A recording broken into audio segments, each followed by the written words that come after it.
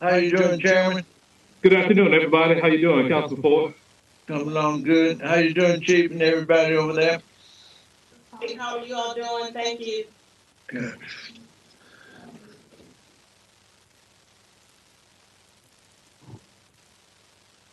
Well, good afternoon, everyone. The hour is, I'm sorry? Okay. Good afternoon, everybody. The hour is 3:30. I would like to call to order the meeting of the Memphis City Council Budget Committee. Ms. Owens or someone from the staff, would you conduct a roll call, please? Councilman Ford,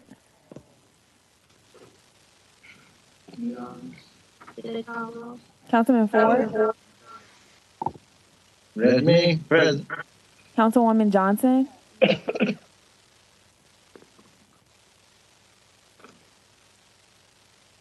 Councilwoman Johnson, Present. Councilman Morgan, Here. Chair Jones. Present. Colleagues, we have three items on the agenda today, and they will be presented in the order that's on the schedule for today.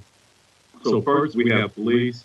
They will be followed by matter, and matter will be followed by solid waste. I want to remind everybody that this session is being recorded, and presenters, hopeful that you all can have presenting status. So if there's any PowerPoint that we need to coordinate with you all have the power to present that. So at this time, I would like to say good afternoon and turn it over to Chief Davis and our staff to present the operating budget for 2023, please. Good afternoon, Good Chairman afternoon. Jones. Yes, and council, thank you for giving me the opportunity. Chief Sarah C.J. Davis of the Memphis Police Department. Today I have with me Assistant Chief Sean Jones, Assistant Chief Don Crow, and our Finance Manager, Vincent Eason, for this presentation. So I'd like to begin by going over our org chart, and we're pulling that up.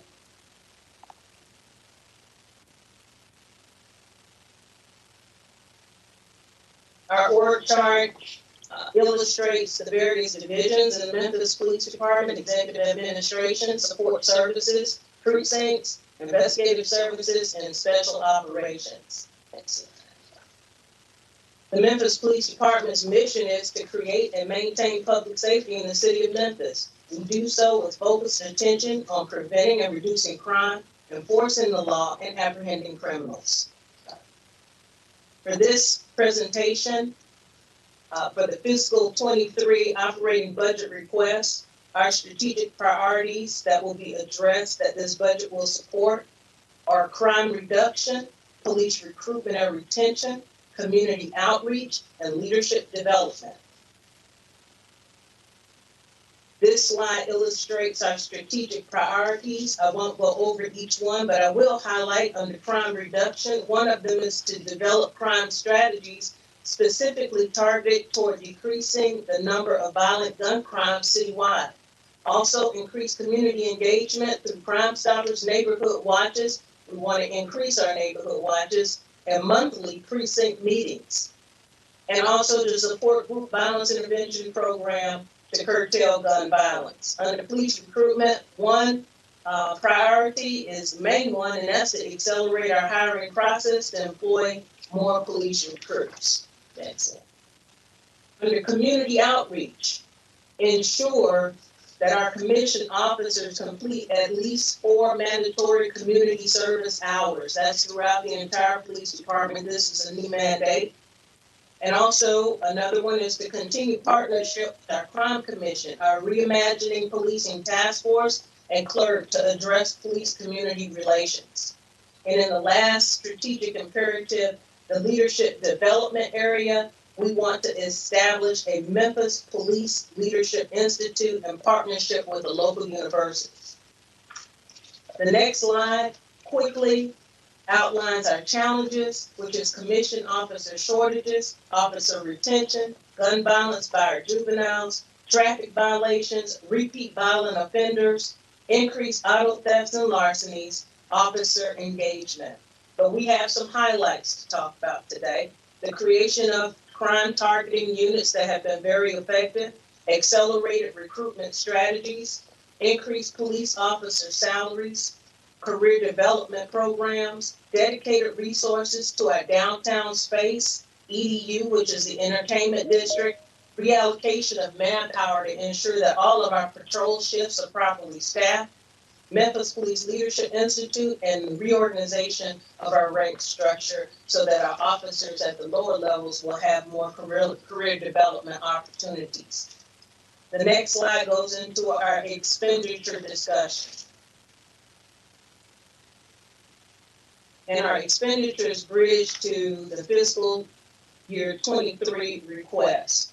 On the personnel line, our fiscal 22 adopted budget was $246,321,372. Our fiscal 22 funding budget was $246,321,372. And our proposed budget for fiscal 23 is $253,398,899.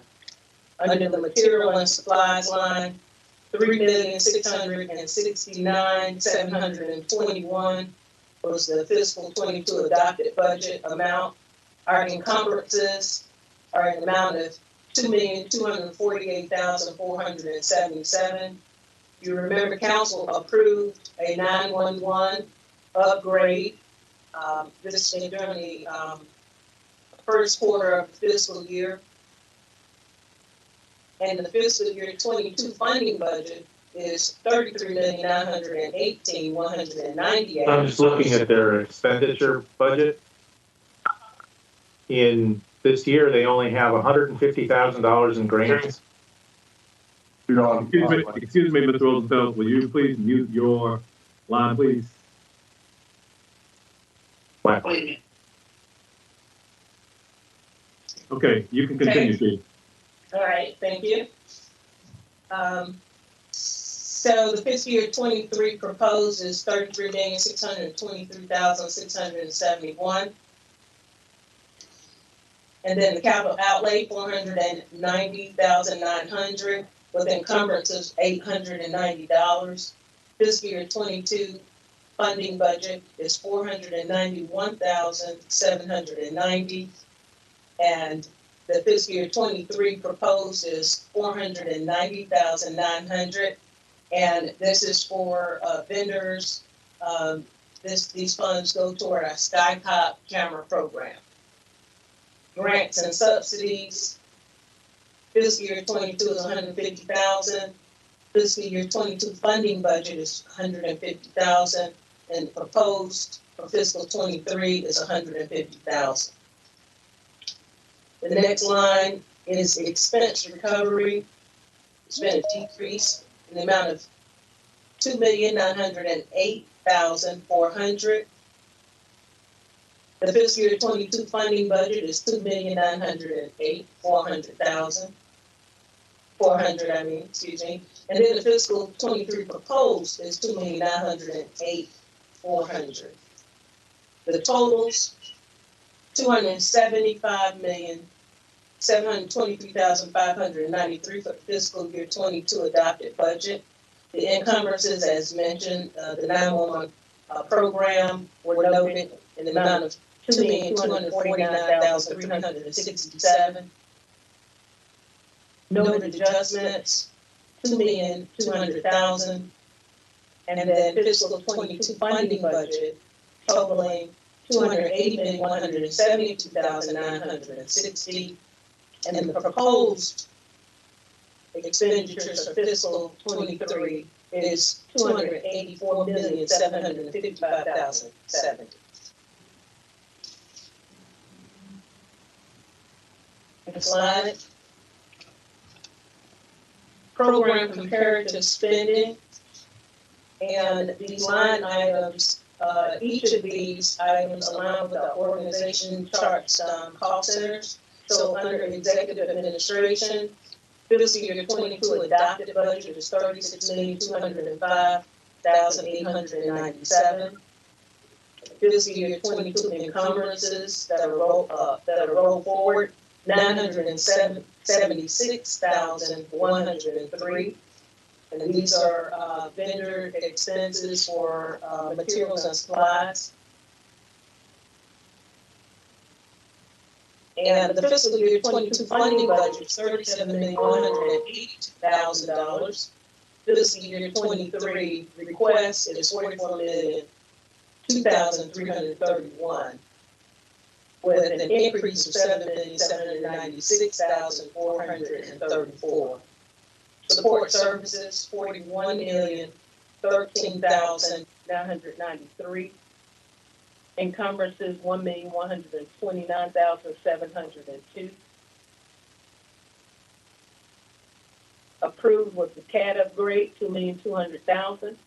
Fiscal year 22 funding budget was $695.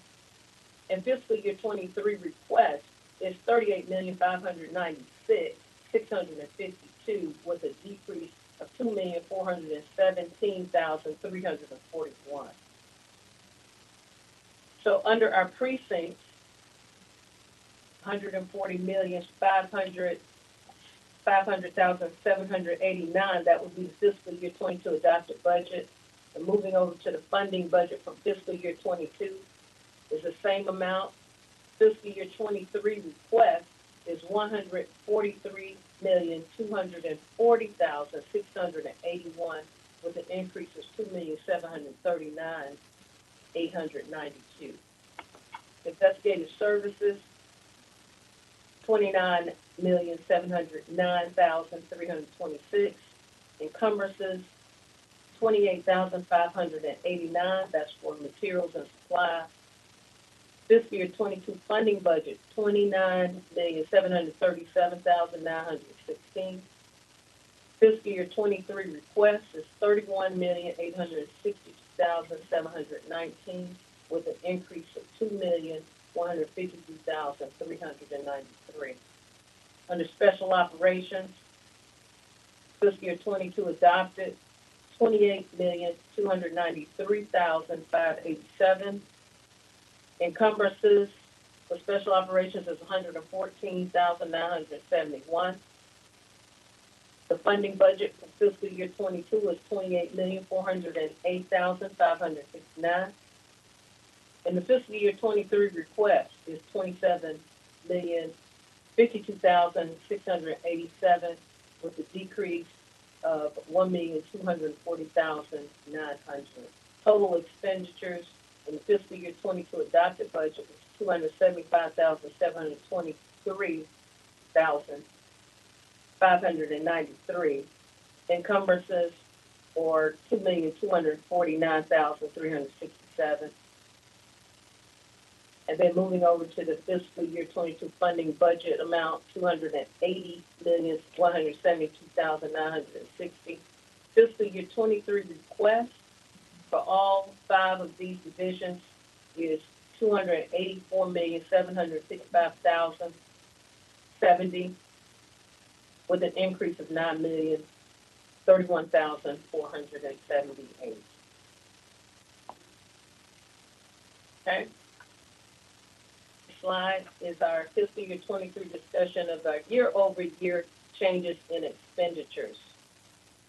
So under personnel services, full-time salaries, the amount is $223,222. On the right slide. Okay. Potential raises, $8,500,000. This is to provide the administration, college incentives, longevity, pension, group life, unemployment, Medicare, lieutenant disability, and health insurance, which is provided by the administration. And this also includes the potential raises. Benefit recalculations is less $2,080,390. Gotta make sure I got the right. Is that correct? Excuse me, just a minute. forgive me, there was an update on this particular slide. I'm gonna start this slide over. Got the wrong copy here. So I'm gonna start at the very beginning of fiscal year 2023 discussion of our year-over-year changes in expenditures. Potential raises is broken down at $8,500,000 to just properly fund full-time positions. Pension ADC is $522,916. That was provided by the administration. The proposed ISL is $135,000. College incentive pay, less $521,046 based on actuals and projected employees. Health insurance, $850,848 provided by Human Resources. Benefits, $708,496 as a decrease as well. Longevity pay, pension, group life, unemployment, Medicare, and long-term disability. Total personnel services is $7,077,526. Under materials and supplies, miscellaneous professional services, less $135,000. Service level increase for information technology funding. City shop charges, $889,533 provided by General Services. We pay that back to General Services. City shop fuel, paid back to General Services, $1,374,327. Insurance, $422,146. For fiscal year 23, this expense is covered by the city attorney. And claims, $250,000 provided by the city attorney. Now, all other materials and supplies expenses in the amount of $2,762 is miscellaneous expense. The total materials and supplies is $1,952,952. The net change from year to year is $9,031,478.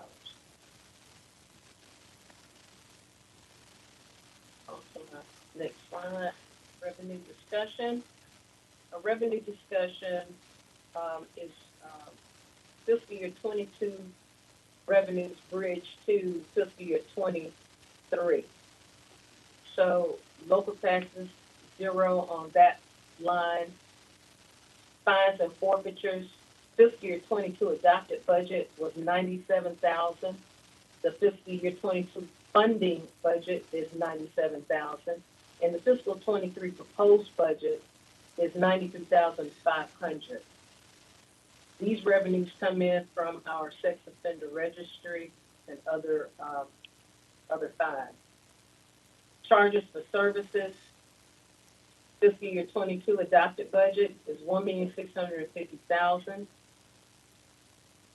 Fiscal year 22 funding budget is $1,650,000, and then fiscal year 23, the proposed budget is $1,825,000.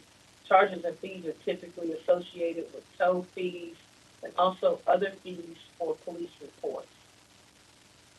State grants, $250,000 in the adopted budget, 22. The funding budget for 22 is $250,000, and the proposed budget for fiscal year 23 is $478,000. This is funded through overtime reimbursements for various specialized assignments outside the Memphis Police Department. Other revenues, $600,000 in fiscal year 22 adopted budget. Fiscal year 22 funding budget, $600,000. Proposed budget, $531,000. These are revenue reimbursements. Communication system upgrade is this figure showing up. Jamisa Swearinger. $2,200,000 for the 911 Is now joining. that we mentioned earlier that was encumbered. Sales tax referendum in the fiscal year 22 adopted budget is $6 million. fiscal year 22 funding budget is $6 million. And then the fiscal year 23 proposed budget is $6,750,000 because of the increase in collections of sales tax. Metro Alarms for fiscal year 22 adopted budget is $1,140,000. Adjust.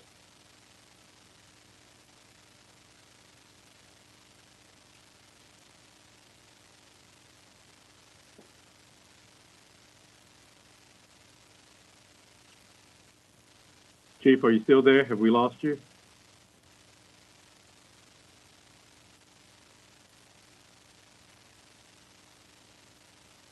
Chief Davis?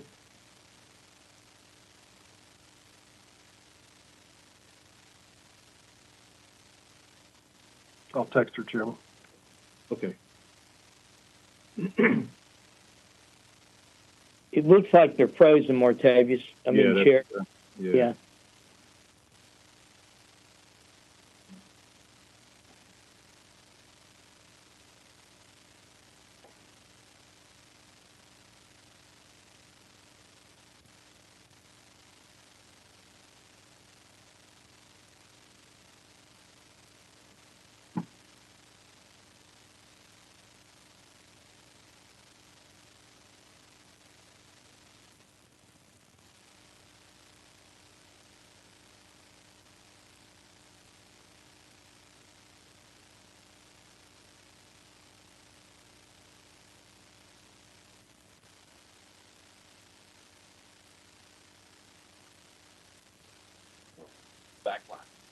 Okay, we got you back.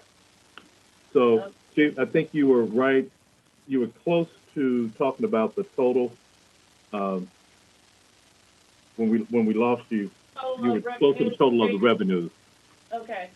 Total of revenues bridge from fiscal year 22 adopted budget is $9,737,000. And then the adjustments are $2,241,250. The fiscal year 22 funding budget is $11,978,250. And then the fiscal year 23 proposed budget is $10,858,750. Councilmember Chairman, can you still hear us? We can hear you just fine. All right, just checking. Thank you. Moving on to my next slide, fiscal year 2023 discussion of year-over-year changes in revenues.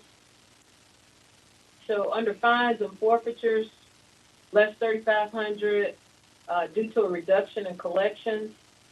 Charges for services, the volume of cars towed has gone up 175,000. Increase in record and storage charges. Federal grants, 228,000. Increase in task force overtime payments. Other revenues, 69,000. And we've seen a decline in the sale of police reports. And then sales tax referendum, 791,250, transfer increase. And then the net change is 1,121,750. Okay, moving on to personnel and division details. I'm going to move to the authorized complement slide. And under authorized complement, we're at 3,127 full-time employees as our authorized complement. Currently have 683 vacancies.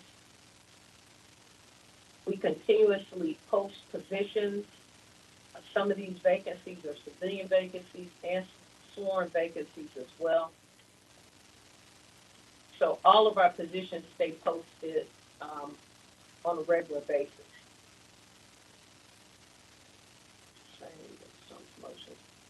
And any changes in our authorized complement numbers is based on changes in the areas where officers work, based on their promotions, transfers, and bid assignments. Then moving to the next slide, material and supply expenditures. So major material and supply expenditures include, and I'm just gonna go over the larger ones, our shop charges and shop fuel, $11,116,816. Also, our outside computer services, $4,800,000. Miscellaneous professional services, which I'll dig into a little bit deeper in another slide, which is $2,284,656. And then all other materials and supplies, this is uniforms, safety, seminars, training, the care of mounted patrol, and numerous other expenses in the amount of $5,995,833, with a total of $32,008,244, which is 100% of our expenditures. The next slide outlines account details for professional services. The first line is Safeways consulting service to reduce crime in our apartment complexes. It's $100,000. A consulting fee for Mr. James Harvey, who has been assigned to work on our radio project. This is a monumental project that spanned over a few years.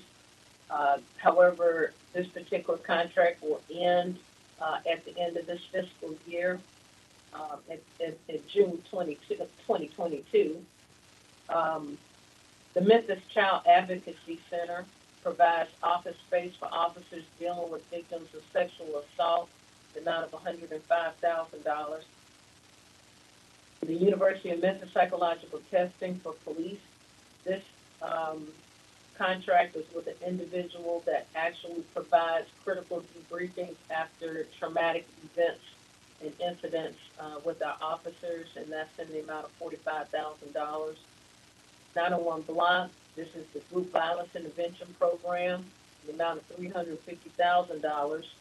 Promotional testing for our officers is in the amount of $560,000.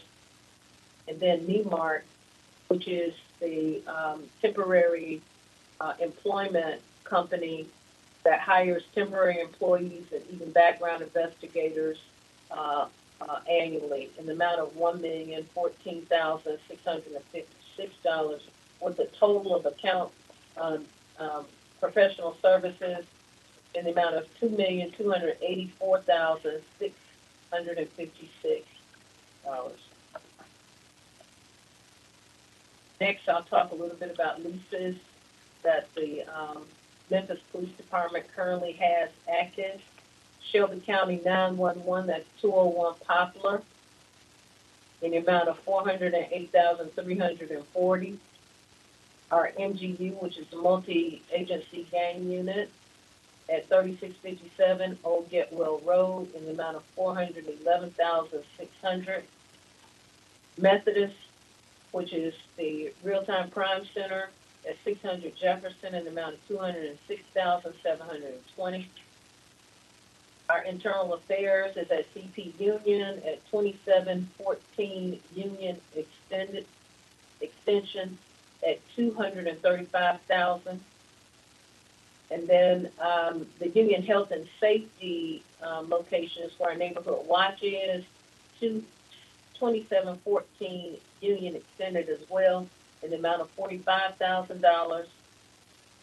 Reconciliations for the Criminal Justice Center, and that location is 201 Poplar, in the amount of $366,341, with the total cost for leases in the amount of $1,673,001, 100% of our lease expense.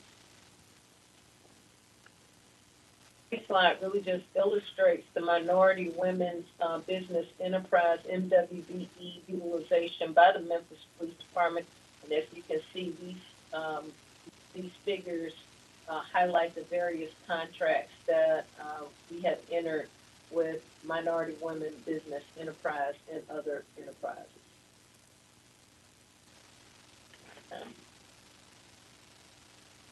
Other funds managed by the police department, one being our organized crime unit, OCU, which is our drug and asset forfeiture unit. 2022 revenues were $3,288,450. Fiscal year 2023 projected revenue is $2,452,500. Sort of trending down right now. The difference being $835,950 less in revenue than percentage is 25% revenue going down. So the fiscal year 22 expenditures were $3,247,450. The fiscal year 2023 expenditures are projected at $2,960,468. The difference being $286,982. And this expense also is going down at a rate of about 10%.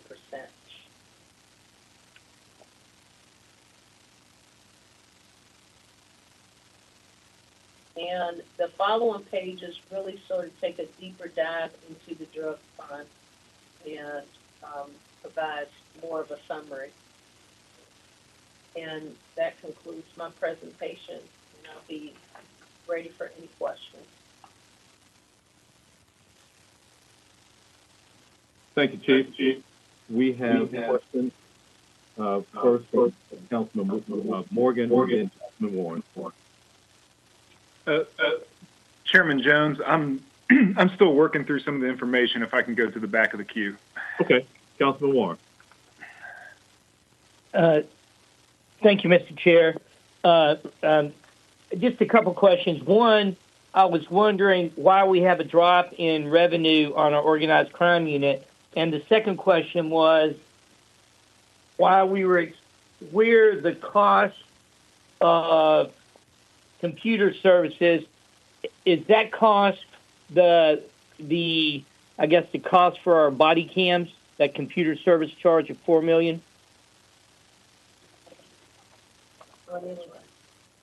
That was on page 20, where you're looking at shop charges, major M&S, outside computer services, $4,800,000. Just a minute, I'm going to go back to that page. All right.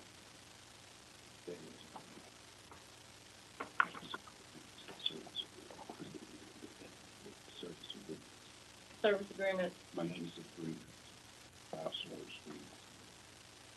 So this particular line covers our cloud storage fees, also any new computers that we have purchased to stand up new units, which we have. We have a new felony assault unit that we're standing up. Our expenses have gone up because of the fact that we are really deploying and growing the department in certain areas too. And with those computers come licenses for various software. Also, we've changed our ComStat process where we're using a new platform that requires licenses as well, and an automated document system, Power DMS, that we have to pay for licenses for our officers, but it reduces our paper and allows us to use automated signing, automated training, and many other ways of communicating with our employees. So what is ComStat? Oh, what is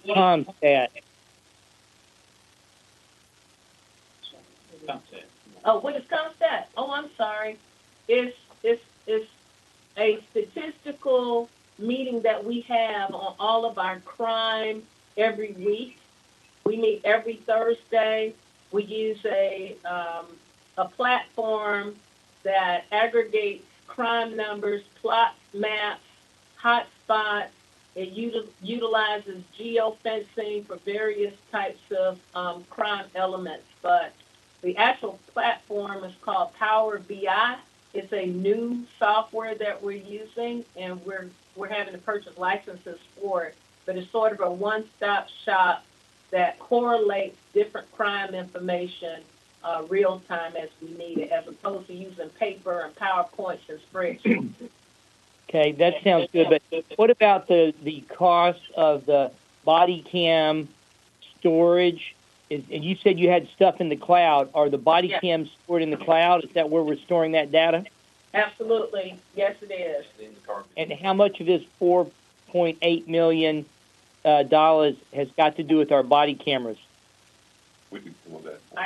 I can pull that for you. We can extract it out and let you know what that is for body-worn cameras. Okay, and on the, I guess, where does the revenue from that organized crime fund come from? Yeah, it comes from cash and car seizures. From Okay, organized crime for some of the larger kinds of investigations that, you know, take down criminal enterprises. Most of it isn't like a one individual kind of seizure. Yes, ma'am. And the reason we're expecting less income this year is what? Well, we are redirecting some of our attention, not necessarily towards utilizing organized crime to impact our crime reduction, but we are reallocating some of our manpower and really putting some emphasis on patrol as well. And it's not that we're stopping altogether, but we've had to take a really close look at where our staffing levels are and how we get more out of the folks at work. So we're thinking that if we can lower the murder rate, we may not impound as many cars. Is that right? I absolutely hope so. Yes. Okay. Okay. Thank you very much, Mr. Chair. Thank you, Chief. Thank you, Mr. Warren. Thank you, Councilman Warren. Councilman Johnson, you're recognized. Had forgot about you, Councilman Morgan. You're right. Thank you, Chair. Thank you, Chief and staff, for that presentation. I need some clarity, please.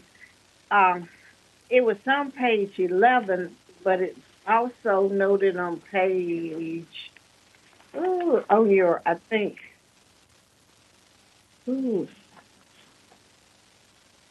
your layout, organizational chart.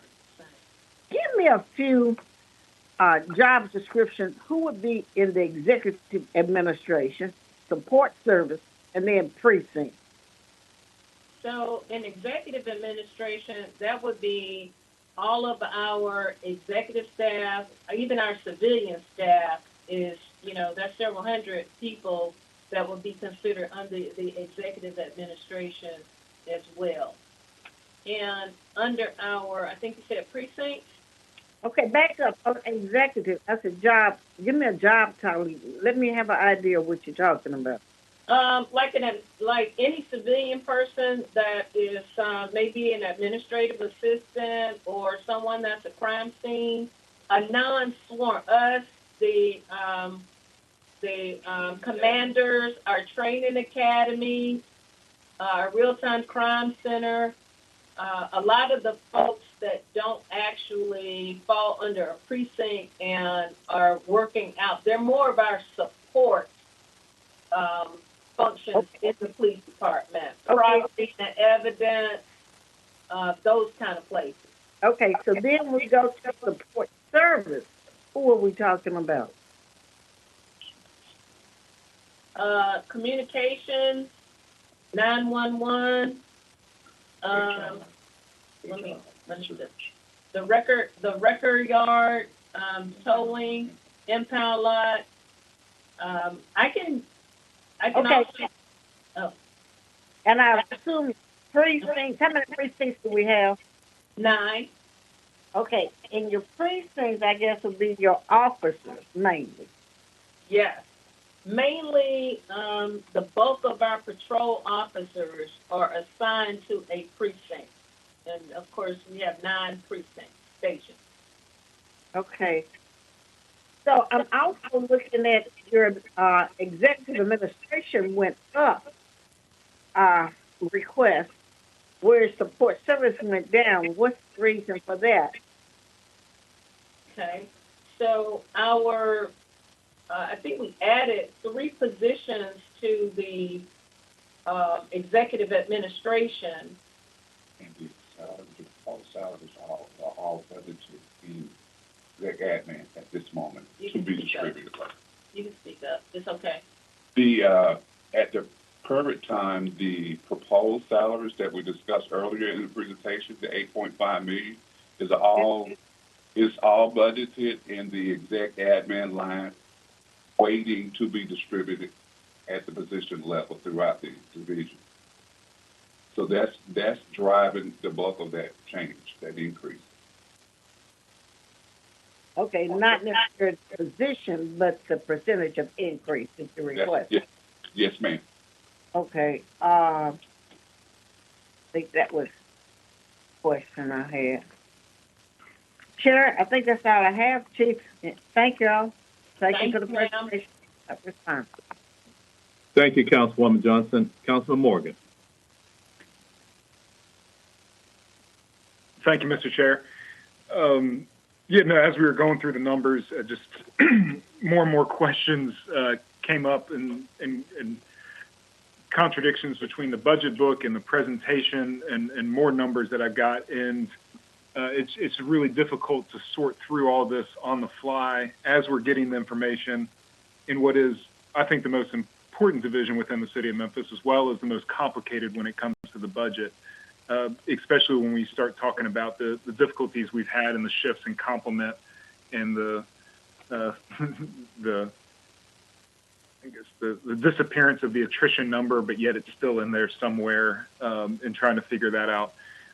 So I'll just go to my number one concern, and maybe we can talk about that. And it's about our goal to increase the number of officers that we have in terms of recruitment. That we came, or y'all came several months ago and presented to the council and to the public about 300 new recruits, 150 net new officers on an annual basis. What was the accounting around that? Because I just can't get through these personnel numbers or sift through them right now in terms of the cost. 150 new officers, I assume that is baked into this budget, that we anticipate meeting that goal. And if so, what was the cost for those 150 additional officers? So I'm hoping that, someone from the finance office might be able to help with the calculation of what's projected, the other 150 officers plus benefits for them all. We certainly are aggressively recruiting and have had much success with our recruiting. So I hear what you're saying. I still anticipate the 150 officers for this year. Generally speaking, our personnel costs we're projecting relatively flat from what was adopted last year to what is being proposed this year, with the exception of the $8.5 million salary increase. So what I heard last week in the HR discussion is that we so over projected last year our salaries. We were so optimistic about, recruitment, that even though we over projected last year, that is now an accurate number this year if we do hit our recruitment goals of getting 150 additional net new officers. And I just want to kind of verify and dig into that a little bit, if that is the case. And I see Chief Ford has joined us.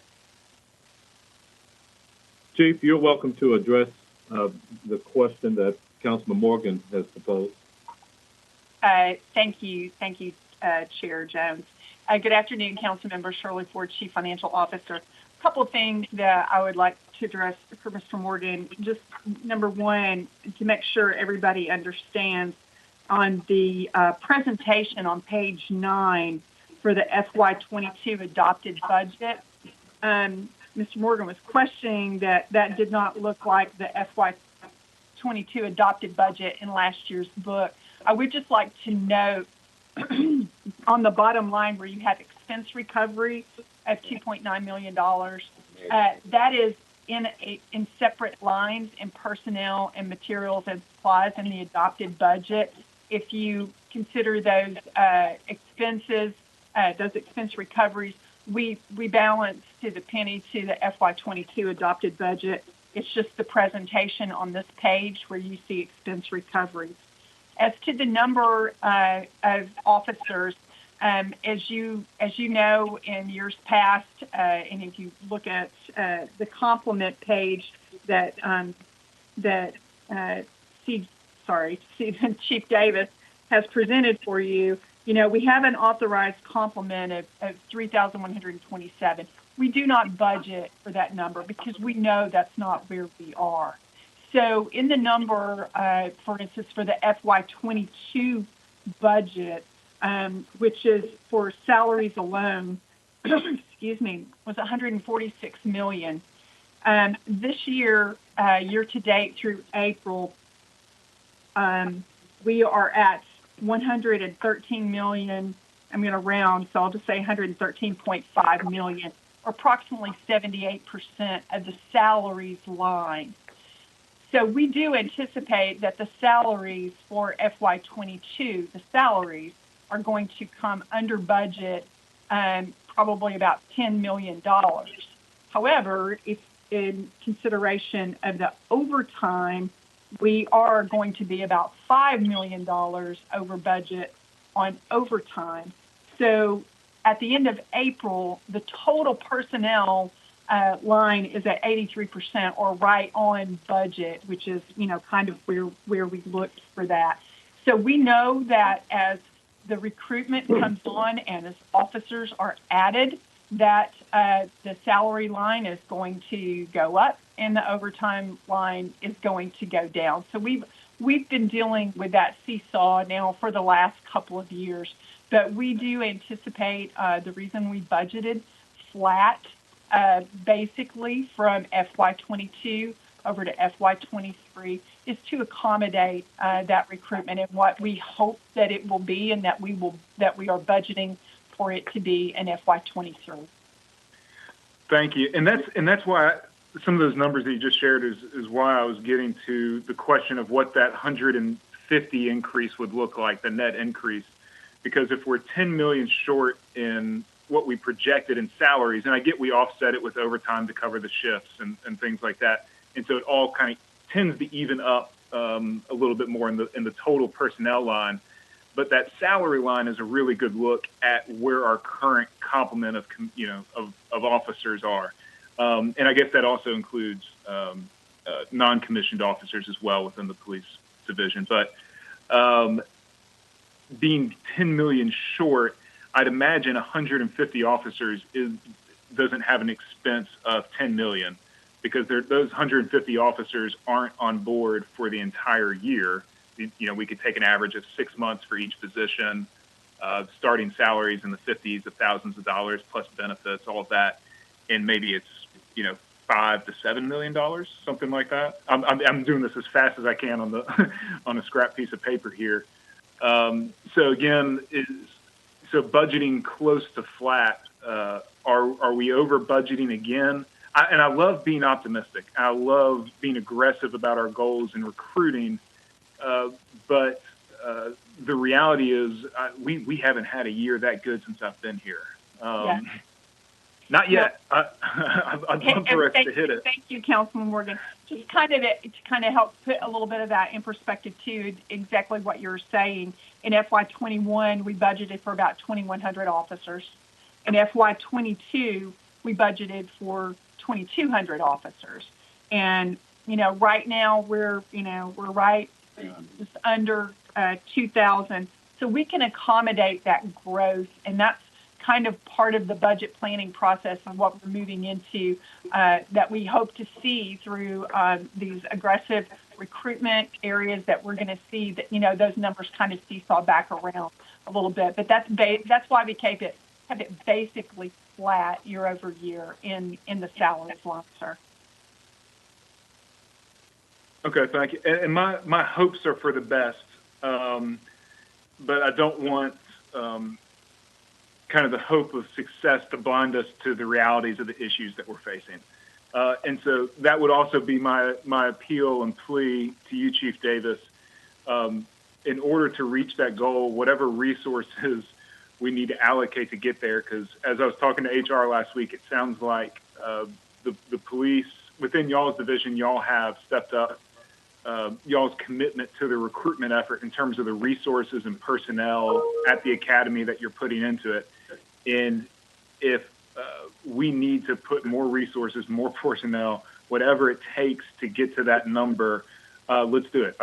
Honestly, I think we're going to have some cushion in that personnel line, so we can even take some of that cushion to try to meet the goal. Or maybe what happens is we don't meet the personnel line and our overtime budget goes from 24 million to 31 million again. That's a possibility. But I would encourage to do whatever it takes to get the job done, both in keeping the people safe and hitting that goal of recruitment. Because I'm afraid of burnout. I'm afraid of all the things that I hear kind of up and down the chain of command from officers. Even though we are covering a lot of shifts with overtime, I worry that we're straining and stressing the hours that people can manage potentially too far, and then there's the increased chance for a mistake that could lead to an officer getting hurt or a citizen. So you know this better than I do. We've got to get those recruiting classes full, and I do not ever want the conversation to go unsaid or not to occur in front of the city council in terms of what you need to get that mission done. If you come to us, ask for the resources, and if we don't give it to y'all, then it's on us, and the people can hold us accountable for that. But we got to have that open discourse about what you need to do it, and then evaluate, how we get you those resources within the budget that we have, which I'm committed to, and I hope the majority of the council would be committed to. But we can't allocate or appropriate that money unless we know about it. So please don't hesitate to bring it to us. Thank you.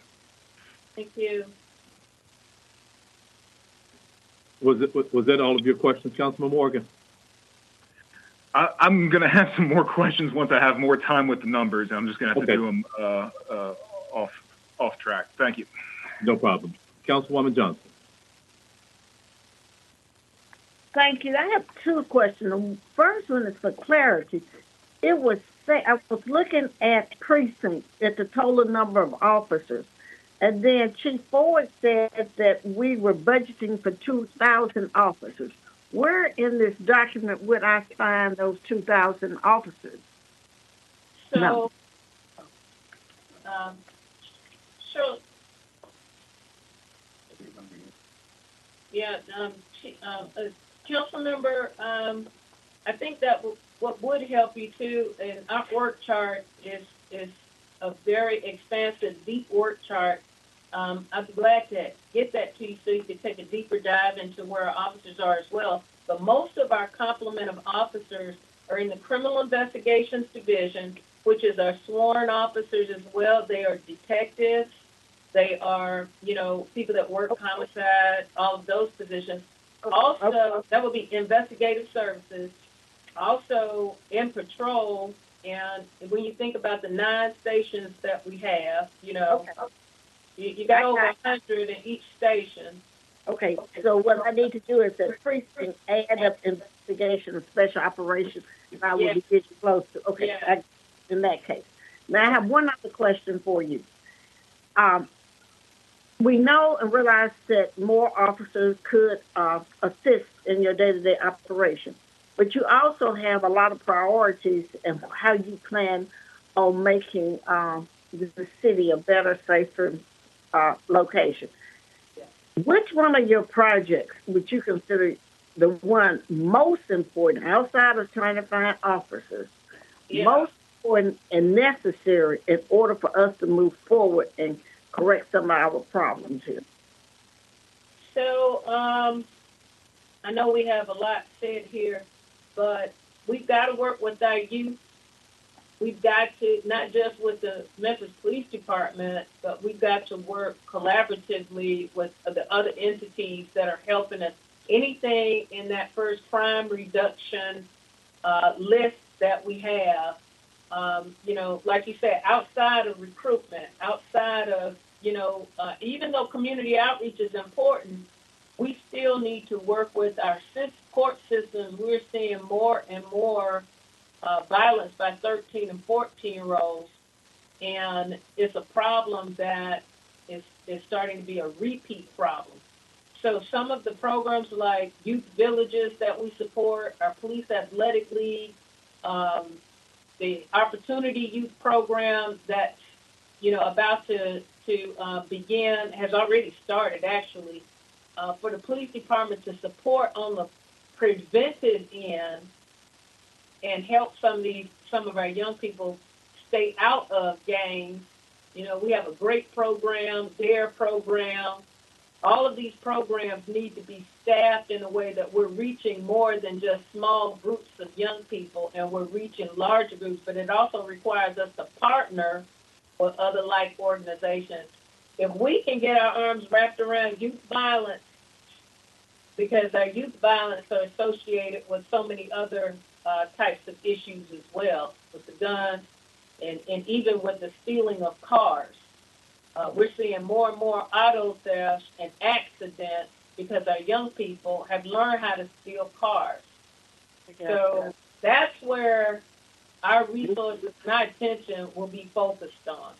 Okay. Then my next comment goes back to what Councilman Morgan said. Do you have ample funds to do what you would like to do or think is necessary to meet that demand? Well, I always try to work within the restraints of city government. We could always use more, but working with the administration, trying to phase in programs, we have been blessed with the ARPA funds to help stand up units, to help increase our vehicles, because even with our traffic enforcement, we want to increase traffic enforcement. I could use more vehicles, but we requested 100+ vehicles in this budget, and we've been granted that. So I didn't ask for 200 vehicles. I'm going to ask for some more, later. But in order to stand up traffic, dedicated traffic to our streets and our highways, it will require additional funds and additional vehicles. But the administration has been very helpful to know what we have the capacity to do today and what will be more realistic maybe at the end of the year as we, pace ourselves. Okay. All right. I appreciate what you do. I just, too, want to let you know whatever you need, talk up and let us know about it, because it's a serious problem. And the youth will need to be addressed, and we need to do everything to help them. So please bring it to our attention at any time when you need additional assistance. Again, thanks to administration. Sounds as though you're working with them. They're doing a good job providing you with your particular needs as well. So thanks to Chief Ford and that staff. Okay, thanks, Chair. That's all I have. Thank you. Thank you, Councilwoman Johnson. Chief Days, I have a couple, and Chief Ford, I have a couple questions. So it was mentioned a while ago that we don't necessarily, we have an approved complement number of 3127 for this next fiscal year, but we still have 683 vacant positions, and then there's a 654 here. Can I get an idea of how many actual people, as well as those anticipated, if we're talking about 150, how many actual live bodies plus potential live bodies are included in this budget? Do we have that information? I think we do.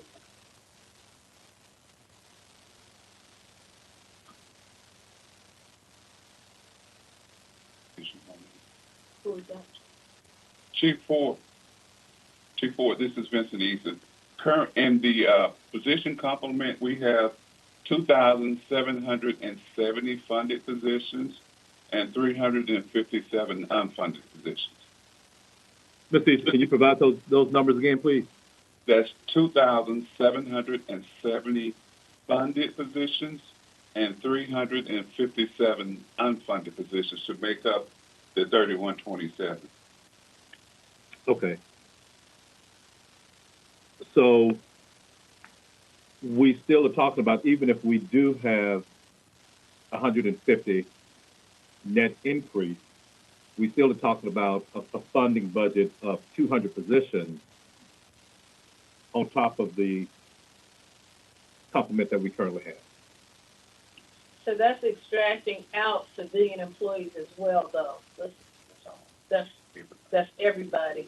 So are you speaking, council member, are you speaking about police officer commission positions or everybody? Everybody, but if they can be broken out to basically say commission officers, that would be helpful. So I'm just trying to get, wrap my mind around how many actual positions and any future positions that we're funding, but then if there are any out there that it's unrealistic for us to fill this year, I would like to know that number too. Okay. So in this number two, and it's not broken out, but it falls under your division. I sort of view the PST program as the training ground for regular commission officers. How does that program stack in here? How does that personnel count make up this entire budget and what we're trying to do for the next fiscal year? I don't see any of that delineated in the information that we have. 120 funded PSTs. We have a 120 funded PSTs for this fiscal year. And we also plan to continue aggressively recruiting our PSTs through our schools and various programs as well. They're part of our recruitment campaign too, because we want to keep that pipeline, coming straight into our police academy. And as I said before, I feel pretty confident about the 150 net that we're trying to achieve for this year. I know it hasn't happened before, but I like doing things that never happened before. But just for the purpose of your question, we can get more details for you, more specific details for you as it relates to how many positions that we have vacant right now and how this whole budget proposal, or how the implications for this budget proposal will impact the positions that we hope to hire. Right. And so along those lines, though, were we not, because I don't see much movement, don't see any movement between the approved complement for 2022 and then the approved complement for 2023, does the budget year that's ending right now, and it has been referenced that the overtime costs are a little bit greater than what was budgeted. The salary costs may come in a little bit lower.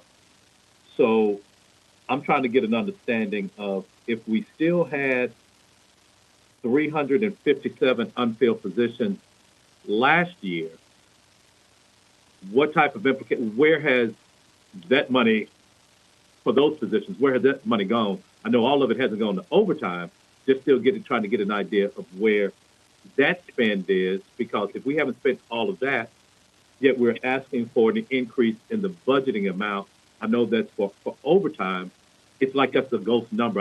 I don't know where in the ether that money exists.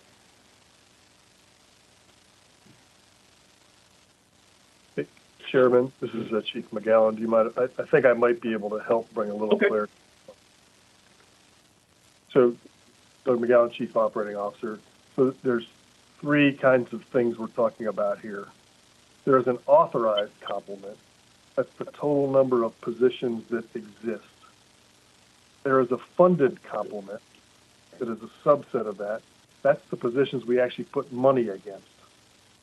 And then there is the actual filled complement, which is a subset of the funded complement.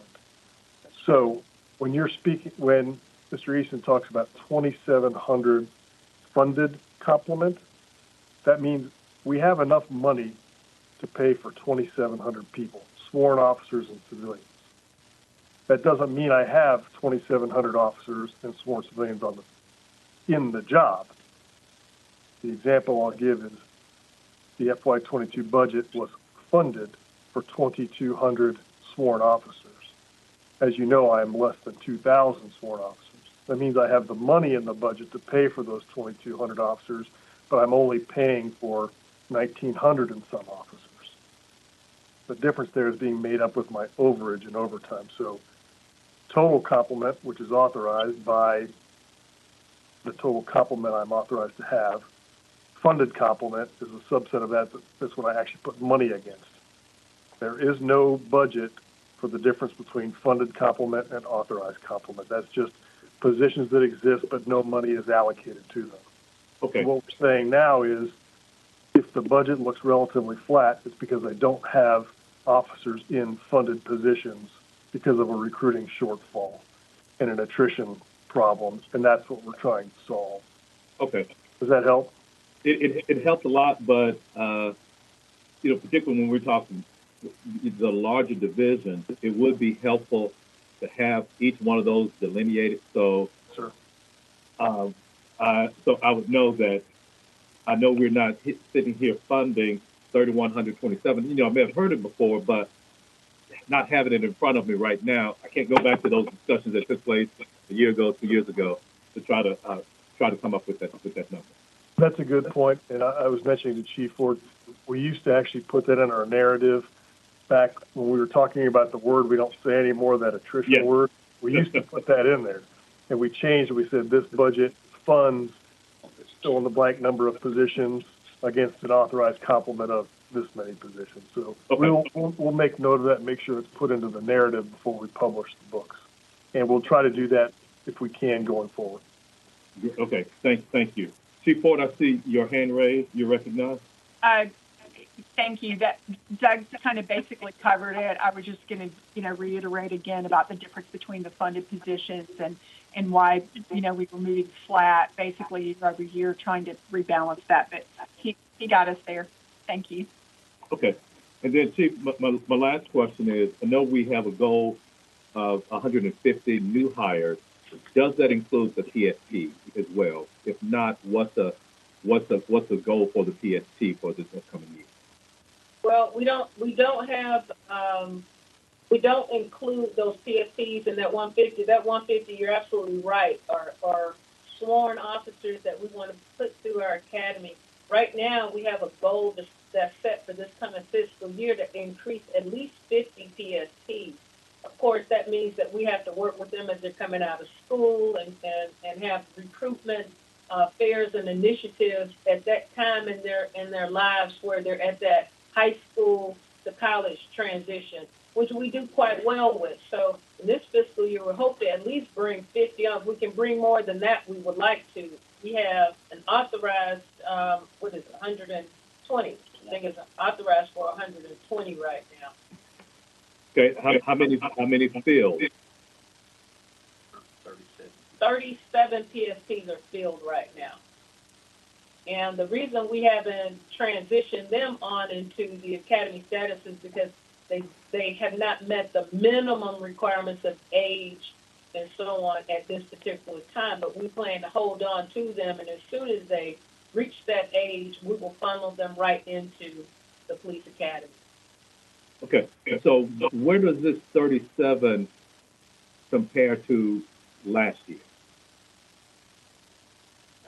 Good question. So it's this is Don Crow, everyone. It's less than we had last year, but we're sending them back to the academy as fast as we can once they reach the age and the other requirements.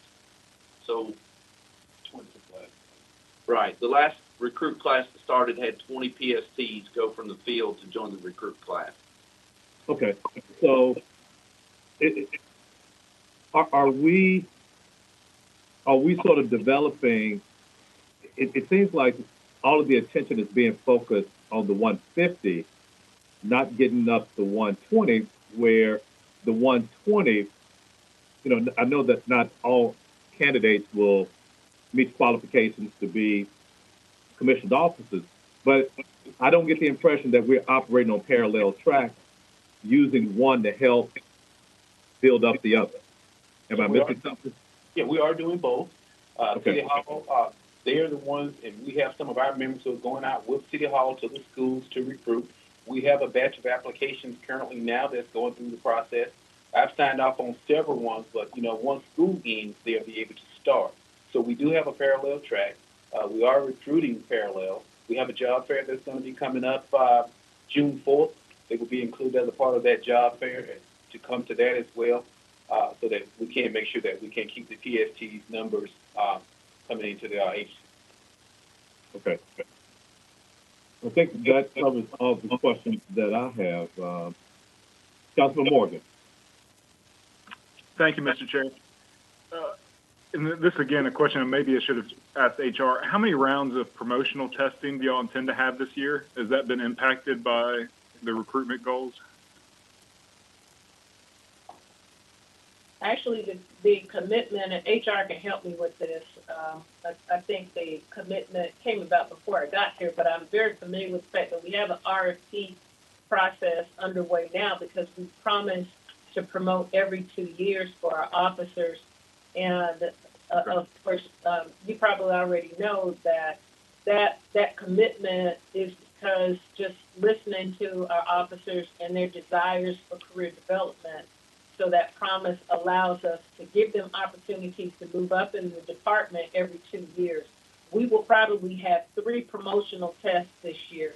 We'll be testing for lieutenant. We'll be testing for sergeant again. Actually, the sergeant's test will be after the first of the year because our list won't expire. We've got a list that's currently in place, an active list for sergeant, but we plan to test for lieutenant and major this year as well. Okay. And cars were brought up earlier in terms of a need, and we allocated a lot of federal funds for cars. What is the lag time on that for y'all? Just logistically, when we allocate and appropriate dollars, how long does it take from the time that we make the order to actually getting the cars in service? So that can vary at least 6 months to a year. Depends on, right now, with the supply system is impacting that, and the chips for the cars are impacting that.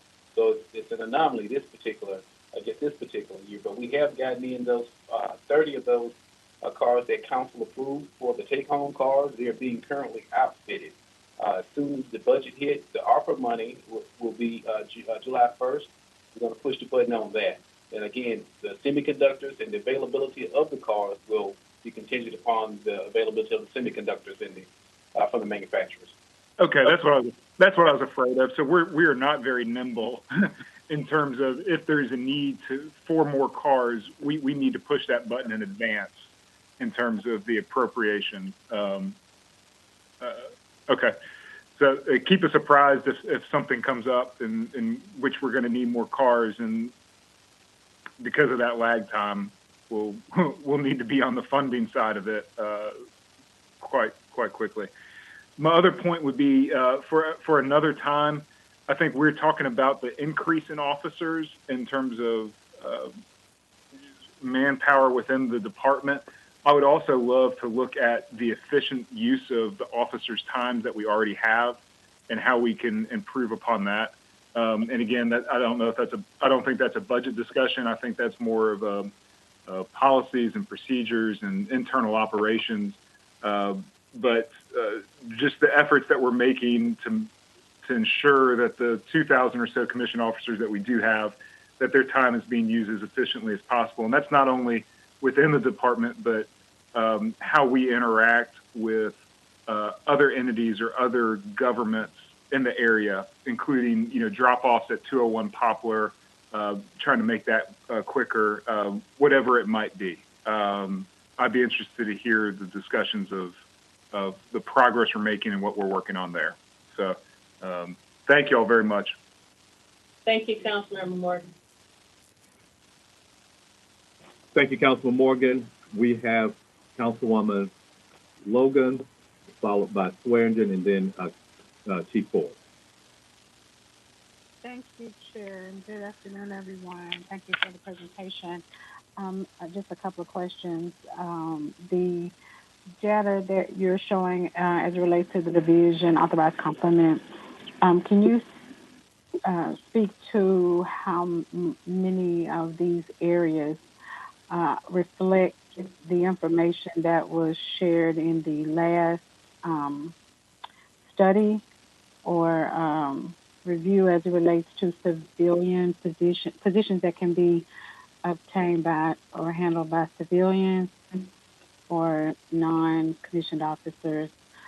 And also, if any of the positions that are reflected here are those? That's the first question.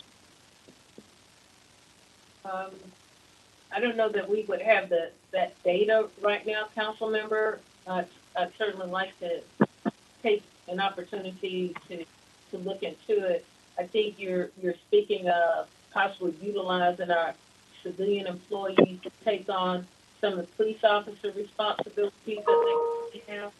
Some of them that aren't required to be police officers. I know there was a study done, the last study, that reflected that there were some positions or an opportunity to possibly use civilians in some of the positions that could free up some police officers to, do some other things that are done by commissioned officers as one. And then there was another part of the study that talked about and I think it was referenced today by one of my colleagues that there was a lot of drive time, that they found that a lot of time was spent driving from place to place, like, to 201 and back. If you could just kind of speak to that, if any of that was taken under consideration when putting this budget together, and if so, where is it reflected? Not sure about the drive. We do have some issues and problems as it relates to concerns as it relates to how much time officers are spending with transport. That was a bit of the discussion I think Councilmember Morgan was mentioning. We are working with the administration. The mayor is very involved in it as well because our operational efficiency have been greatly impacted by our officers being tied down from times they should be in service because they're waiting for either to get a person in Region 1 or to get a person over into Jail East. We don't have the analytical data. We just have sort of just some anecdotal kinds of situations that we're looking at and talking to the sheriff about. Your other question in reference to how we could potentially use civilian employees, we have already started to really work towards freeing up as many police officers as we can that are working in assignments that we can potentially utilize a civilian person. One being even in our background and recruitment efforts. Individuals that are not active police officers are doing background investigations for us so that we don't have to pull 14 people off the street to accelerate our hiring process. And we'll continue to look at the different areas in the department, as it was mentioned, to make sure that all of our officers are contributing towards some of the demand that we see, even our officers that work specialized units. Okay. So if you had the first opportunity that you all have, if you could send me that information in terms of the study and the areas that it found that could potentially be civilians, and how many of those are reflected in what you're presenting today or taken under consideration for what you're presenting today. in the authorized complement on the slide 18, the vacant positions or the number of positions you're asking for. Just kind of want to know if this reflects any of that information or those recommendations by the last study. We certainly will. Thank you all so much. I appreciate it. Thanks for the work that you've done to put this together. And looking forward to it adding to the complement. Thank you. Thank you, Councilwoman Logan. Councilwoman Swearinger.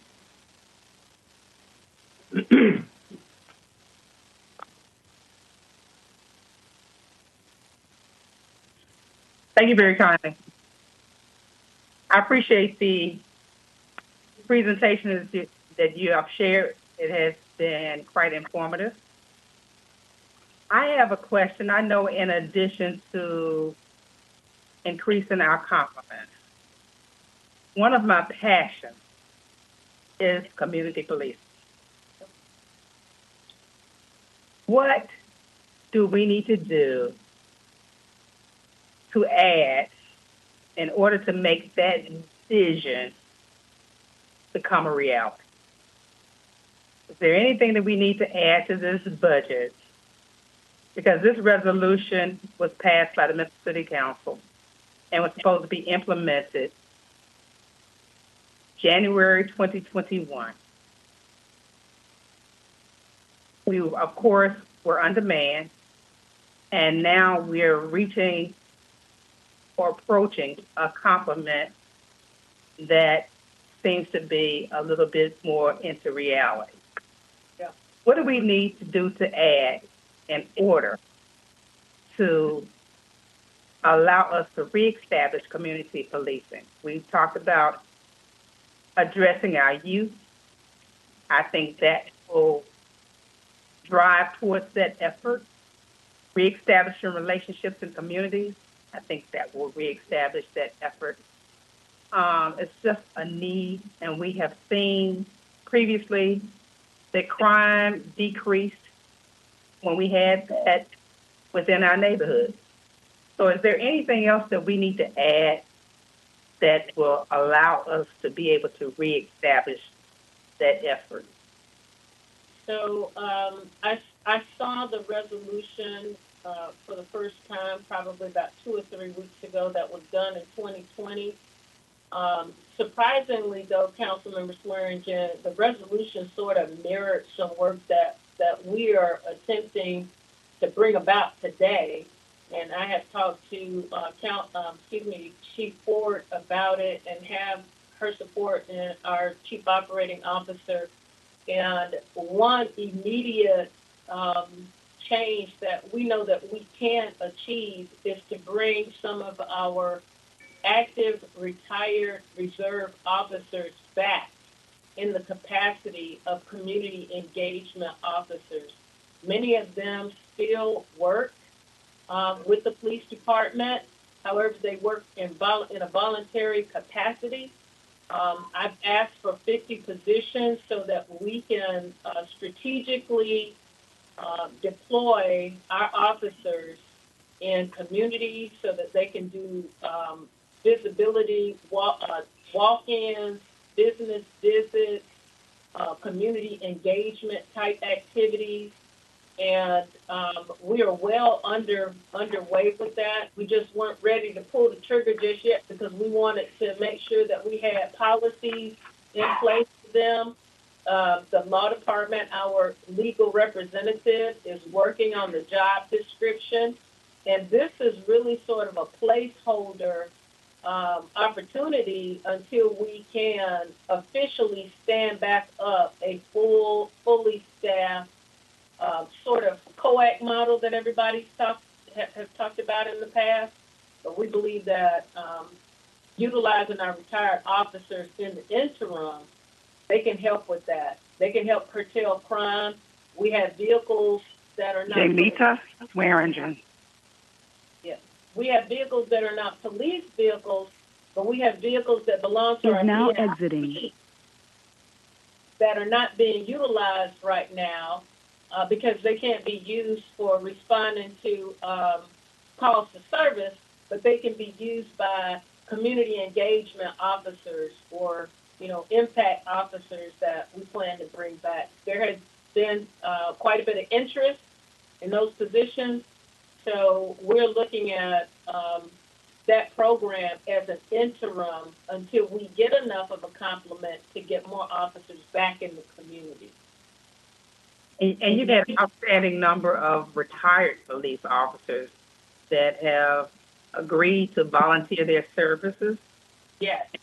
Perhaps they could be utilized towards that effort as well. Absolutely. Some who were previously involved with community policing. Yes. And are totally knowledgeable. So that's a plus. Absolutely. Thank you very kindly for addressing that.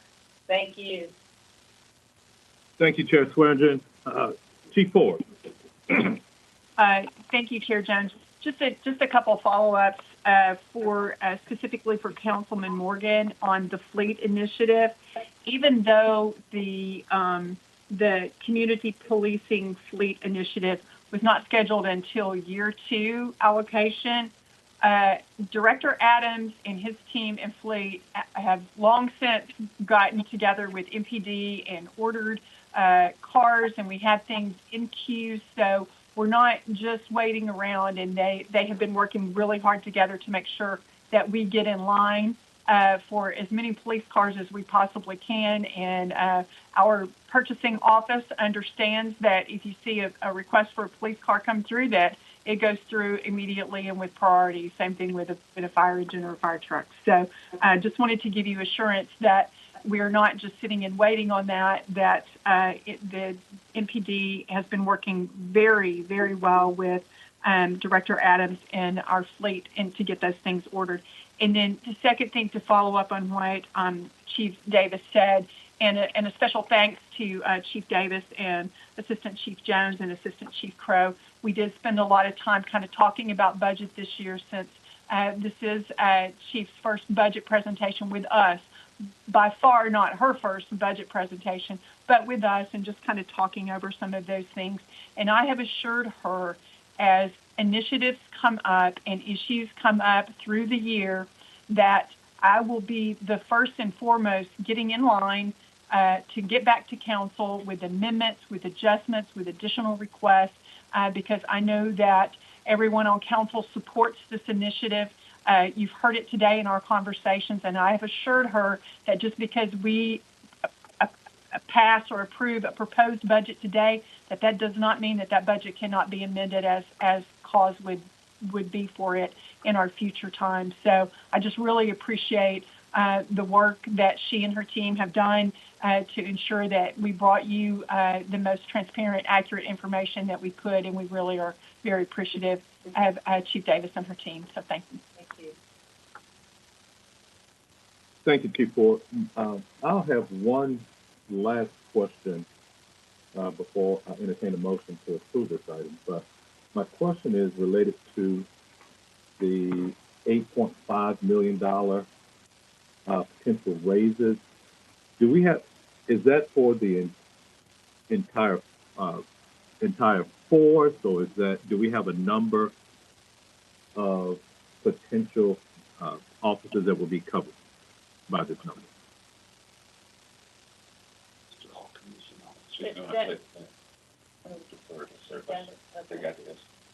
Okay. I think we have an estimate. Okay, yeah, that'll be fine. Okay. I think Chief Ford will pull that up for us. Okay. Thank you. That is for commissioned police officers, police dispatchers, police recruits. The civilian and other groups that we kind of talked about earlier are subjected to the 2% proposed raise that we have right now. So the 5% is for those groups. Okay, thank you. Yes, sir. Thank you, sir. Thank you. Seeing no one else in the queue, at this time I'll entertain a motion on this item. Move it forward. Was that Warren seconded?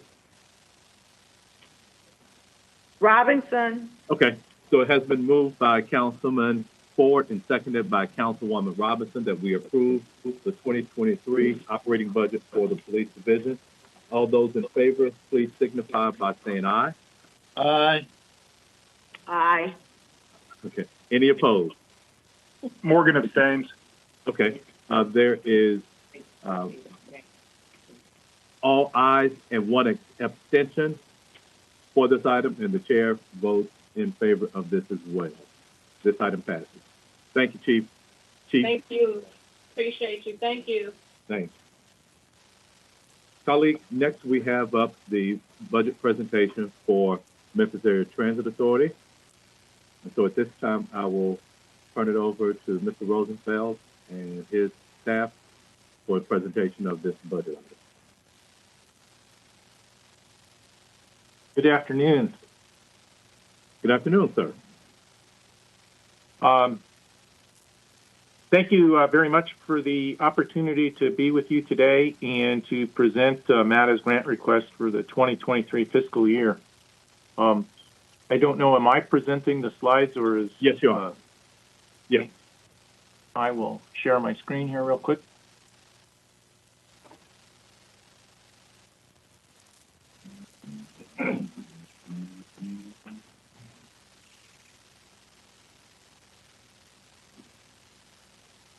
And I trust everybody can see that okay? Yes, we can. Great. MATA, as you are aware, is a quasi-governmental agency with roots in the city charter. MATA is governed by a 9-member board who are appointed by the mayor and confirmed by the council. Our current board brings together a well-balanced and diverse group of local professionals who serve the medical and business communities along with transportation, advocacy, and the legal system. The MATA board provides policy direction to the MATA staff who are responsible for implementation and execution of the policies. MATA has 3 public-facing divisions, including fixed-route bus service, paratransit bus service, and which includes our very popular on-demand services, and our trolley and light rail division. I'm excited at the prospects of the coming fiscal year and wish to commend and thank Mayor Strickland and his team, along with the council members who aided in the discussion on the creation of a dedicated funding stream for the future. It's a start and well worth the recognition for MATA and the community. Today's grant request is $29.17 million. This money provides direct operating assistance for MATA's day-to-day operations, including bus, rail, paratransit, and on-demand. These funds represent just under 35% of the total operating budget for MATA. Of MATA's total expenses, 76% are direct labor and fringes. Of the remaining 24% of our budget, we're happy to report that MWBE spending rose by 27% to slightly under 35% of the eligible spend. A large portion of this spend is for proprietary parts and services for our buses. MATA's operating funding priorities for the coming year include providing safe and reliable customer-focused public transit services, increase the frequency on major north-south and east-west lines, and improve on-time performance. We are deep into testing of modern streetcars and hope to bring the Madison and Riverfront lines back online later this year or early next. Continue our BRT efforts as we prepare to break ground, hopefully at the end of this year, for the BRT project that will connect downtown with the University of Memphis. Continue the expansion of on-demand services to support underserved communities. Address recruiting and retention shortfalls. It's a problem within the industry. It's a problem with our peer agencies across the state of Tennessee and in the region.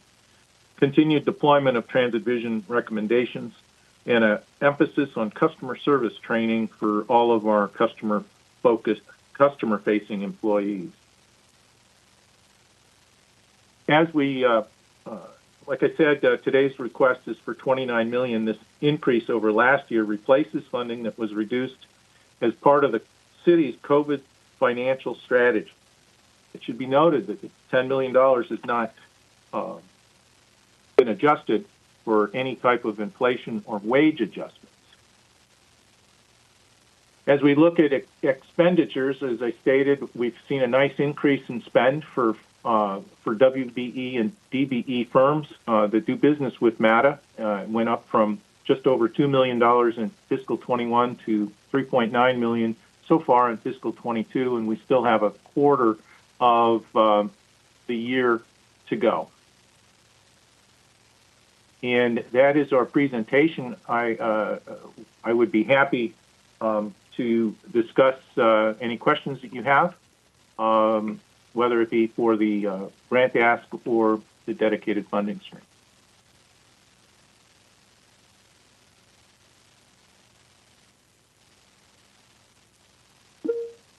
Councilman, I'm not hearing you.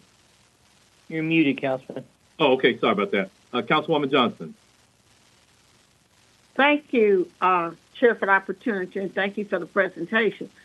But maybe I'm not understanding the process of what's happening, but it appears to me that we've just been asked to approve a $29 million budget, and I didn't actually hear what we're going to be, why did we not get a breakdown on the $29 million?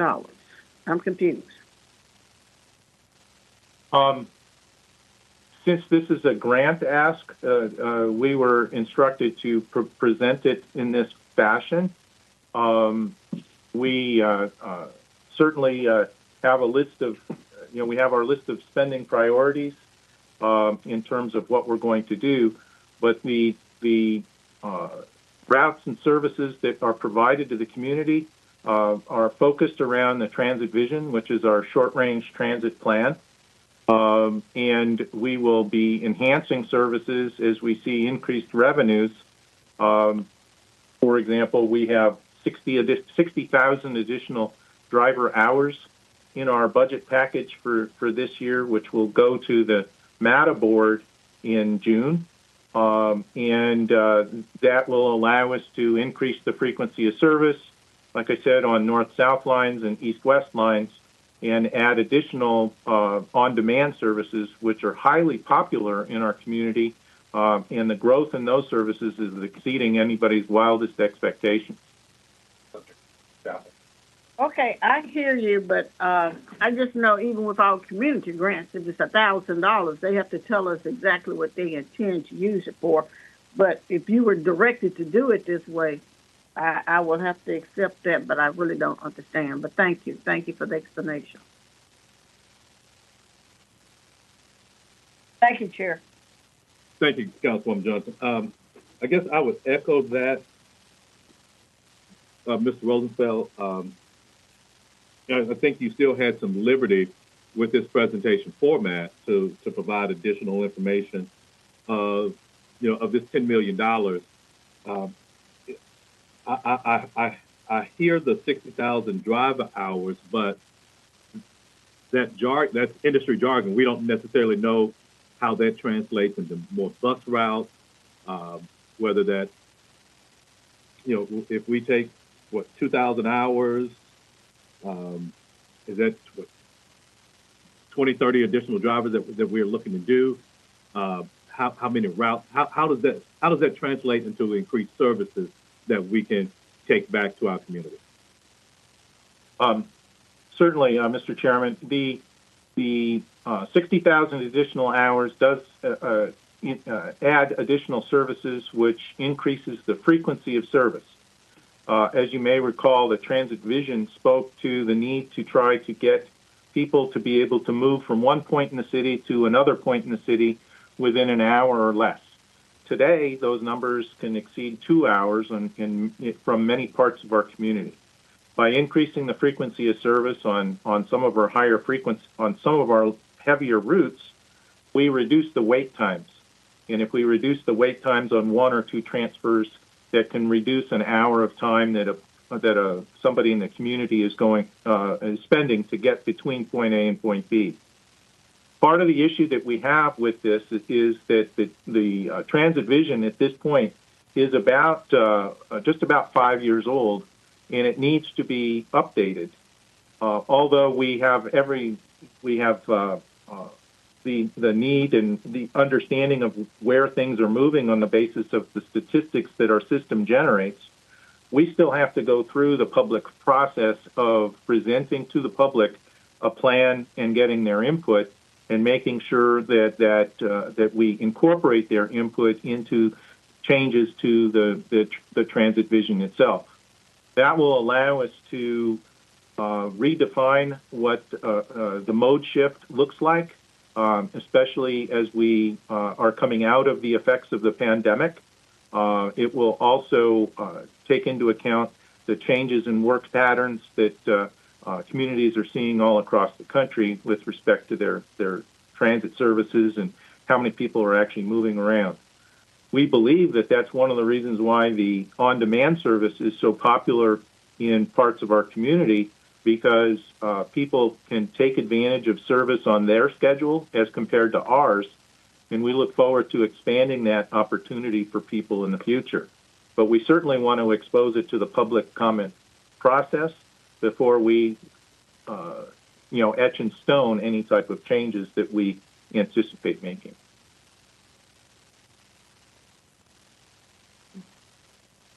Hey, Chairman, this is Chief Gallo. Maybe I could just bring a little bit of clarity to what Mr. Roosevelt's speaking about. So, okay, thank you. Just recall, in 2016, the city of Memphis had been giving, we gave $22 million grant to MATA. Over time, since y'all have been here, we've increased that to $29 million. And $29 million got us the transit system that I would say was improving pre-pandemic. So we had, and Mr. Roosevelt had talked to us about many of those improvements. Some of those he talked about today. Last year, we dropped that $29 million grant back to $19 million. But the federal government stepped in, and through some of the grants, we were able to replace some of that funding with federal money. This year, what we're doing is bringing ourselves back up to that $29 million. So that is a replacement. So we're basically funding ourselves with, obviously a nod to what President Roosevelt said, not recognizing inflation and or cost increases for staff, but we're essentially at the same funding level as we had been at our previous high water mark. It is not a transformational change to the system. What the mayor spoke about in his budget request and what we will bring to you next week is a dedicated funding stream that will add money on top of that, which is really where I think the incremental improvements and change are going to come. And so we will have an opportunity next week to talk about that when we get to the dedicated funding stream.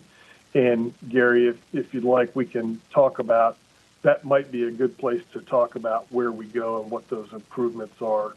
The second point I'll make, Mr. Chairman, is that, again, like we've done in budgets in the past, several years ago, Mr. Roosevelt presented his entire budget, federal, state, local, all of the grants, and there was some confusion about whether council was actually approving those budgets, which they are not. That's a board approval. So we brought it this time to say, just to be clear, you're approving the grant of $29-some million to get our transit system funded to the level it was that we had grown it to. And then next week, you'll have the opportunity to hear about the dedicated funding stream and the improvements that we see forecast coming after that.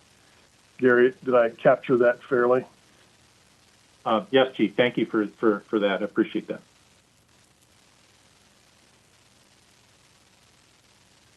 Mr. McGowan, that was very helpful. Councilwoman Logan. Thank you, Chair. I wanted to ask on the FY23 operating budget request, the M-Connect bus rapid transit, didn't we fund that at another time as well? Yes, ma'am. There's a capital investment in the M-Connect in the $22 million range, which enabled us to bring about $58 million worth of federal funds to the project. So, but that's on the capital side in fiscal 22 and won't be into operational probably until 2024. And how will this funding increase capacity in this area, or how will it move the needle in the bus rapid transit coming online? how will the 29 million affect the bus rapid transit? This funding, it I see it on the operating budget request, and I was just wondering how will this money impact that and into for bringing it into fruition. Well, there will be incidental costs associated with the BRT project, which are not capital eligible. So there will be some spend on that, but we don't anticipate that being a very large number at all. But the bulk of the spending to date has all been against the capital grants that we've been able to attain and the capital spending dollars that the city has appropriated through the last several years. Okay, I was just curious because I'm anxious. I've seen the bus rapid transit, in several presentations, and just eager to see us begin some movement on it. And I know we have approved money previously, and now I see it in this. So I wanted to just know how this additional money is going to help us in getting closer to making this a reality. I can appreciate that, Councilwoman. I appreciate the support on that. We hope to be in the position with completed paper grant agreements with the government in the next 60 to 90 days. We've been working with President Young at the utility to get their part completed. They've been working well with us, a big supporter of what we're trying to do, and we're at this point waiting on the federal government to issue the paper grant agreement that we can sign. And at that point, once that's done, we will be able to turn dirt and invite you all to a nice groundbreaking of one of the 31 stations that we'll be building along this corridor. And Councilwoman, this is Chief McGowan, and if I could just add something to that, if you want to think about it like this, we are building the BRT physically, aggregating the money, and then as President Roosevelt said, we will break ground on building it. You really won't see much in the change in operational funding. In other words, how much it takes to operate the system for at least another year. What you've been seeing to this point is putting together the money to actually build out, to get the grants, and to begin the construction of the BRT. The operational costs will kick in sometime in FY24, I anticipate. Okay, so this is going toward the building of it, not operation. Right. It won't be an operation. Gary, what's the initial operation capable date, do you think? It'd probably be in the third quarter of calendar year 24. Okay. Okay, so you're still quarter of FY25. Okay, so this is just a part of money to build is what you're saying. Yes, ma'am. Well, a piece of this will be for incidental expenses that are not capital eligible. Yes. Okay. Secondly, will any of this money impact the on-demand program that you have, or yes. People can call? Will this improve that? Because I think that is has been successful where you've rolled that out, and I would hope to see it increase across the city. Will this money help that? It is part of our spending priorities for the coming fiscal year to increase the number of zones that we're serving and also expand the amount of service within the existing zones. So the answer to your question is yes, just subject to our ability to gain additional vehicles and also hire additional bus operators. Okay. All right. Thank you. Appreciate it. I'll yield back to that. Thank you. Seeing no one else in the queue, at this time, I'll entertain a motion on this item. Move it. Second. Moved by Ford, seconded by Warren. And before I call the vote on this, I'll just say I look forward to the presentation for us to have greater discussion on the funding sources and how that's being proposed going forward. All those in favor, please signify by saying aye. Aye. Aye. Any opposed? Johnson abstaining. Okay, so if you would please note one abstention, but this item passes. And that abstention was Councilwoman Johnson. Thank you, Mr. Roosevelt. Thank you. Mr. Chairman. Colleagues, we are a little bit ahead of schedule. Solid waste is slated at 5:45. Do we want to keep rolling through? Councilman Morgan. Move on. Keep it moving. All Sorry, right. that was a misclick. Okay, no problem. Okay, so is Interim Director Ryan on the call?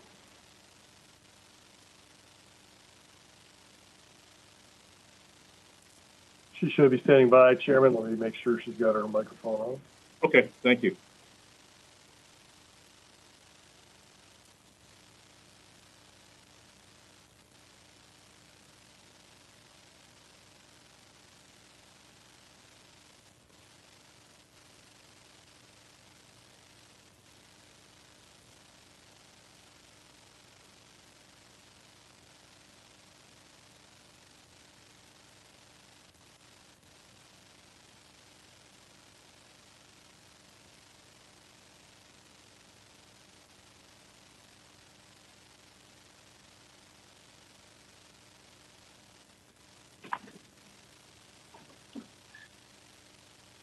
Good afternoon. Can you hear us? Yes, we can. Good afternoon. The floor is yours. Would you like to pull up the presentation? Yes. Okay. Yes, sir.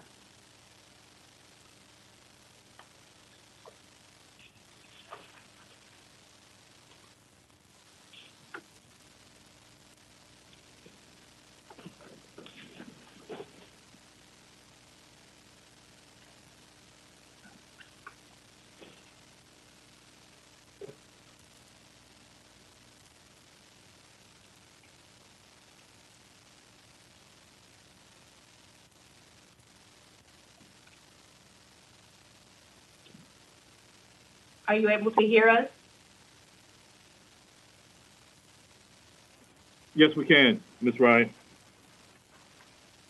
All right. Shall we move forward? Or are we waiting for a moment? No, the floor is yours.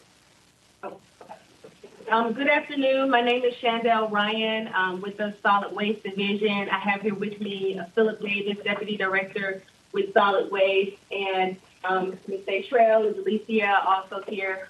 Thank you for this opportunity to present the budget for the Solid Waste Division.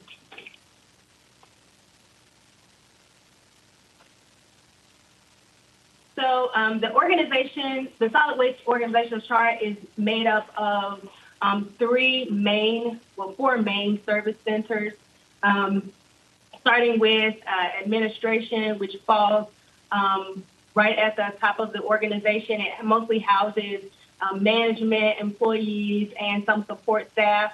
Also, we have collections, disposal, and recycling.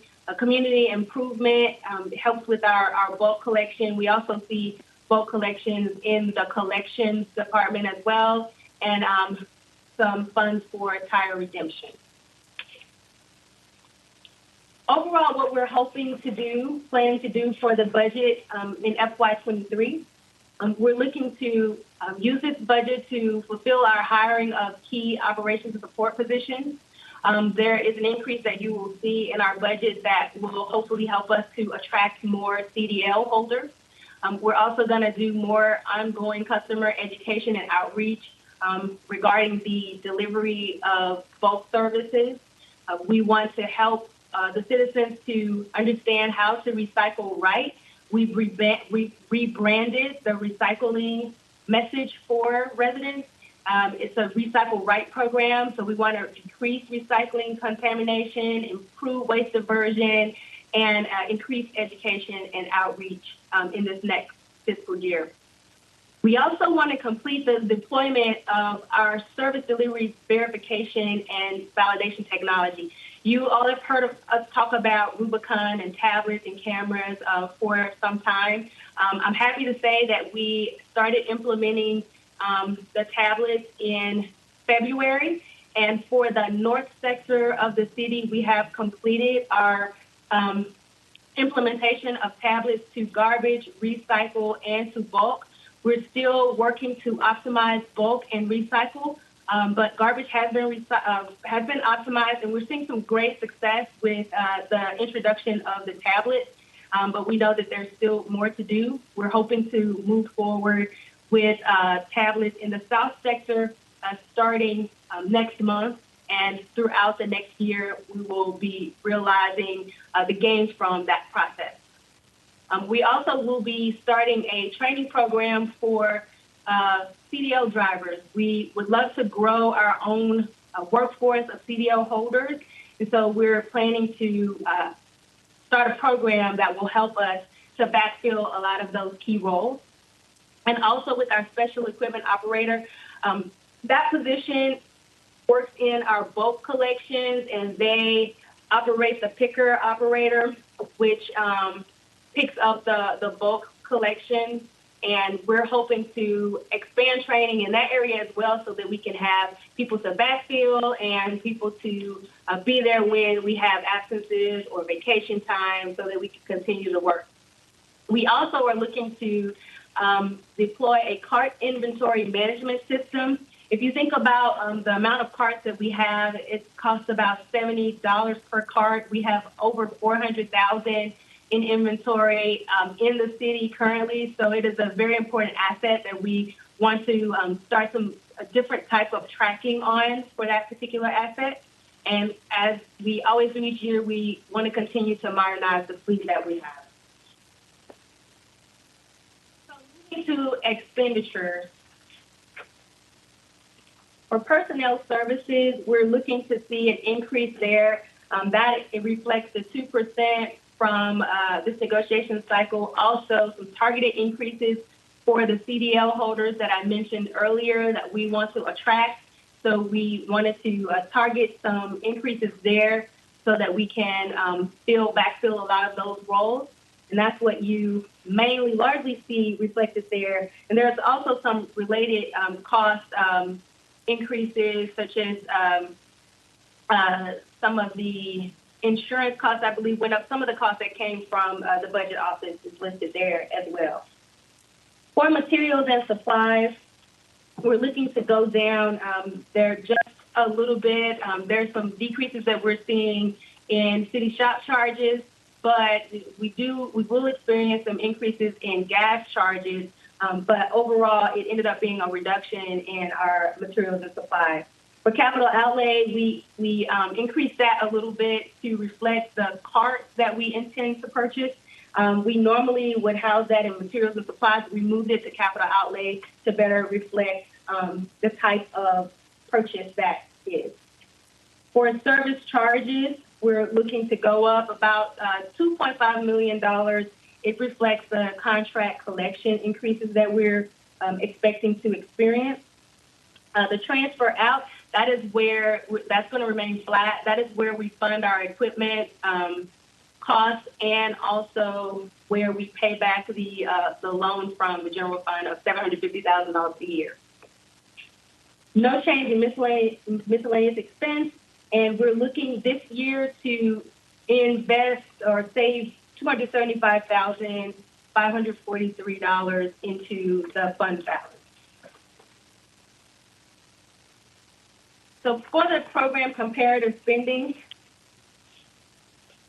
the increase that you see in administration, that reflects the raises that I mentioned earlier. All of the raises will sort of go throughout the organization, but it is housed in the administration budget line at this moment for the purposes of this budget presentation. And for the most part, that is the increase that we're expecting to have in solid waste. The rest, as you can see, is some slight reductions in costs. And again, that community improvement, I just wanted to note there, the reduction you see in community improvement, that's a reallocation of some positions to better align with the organization.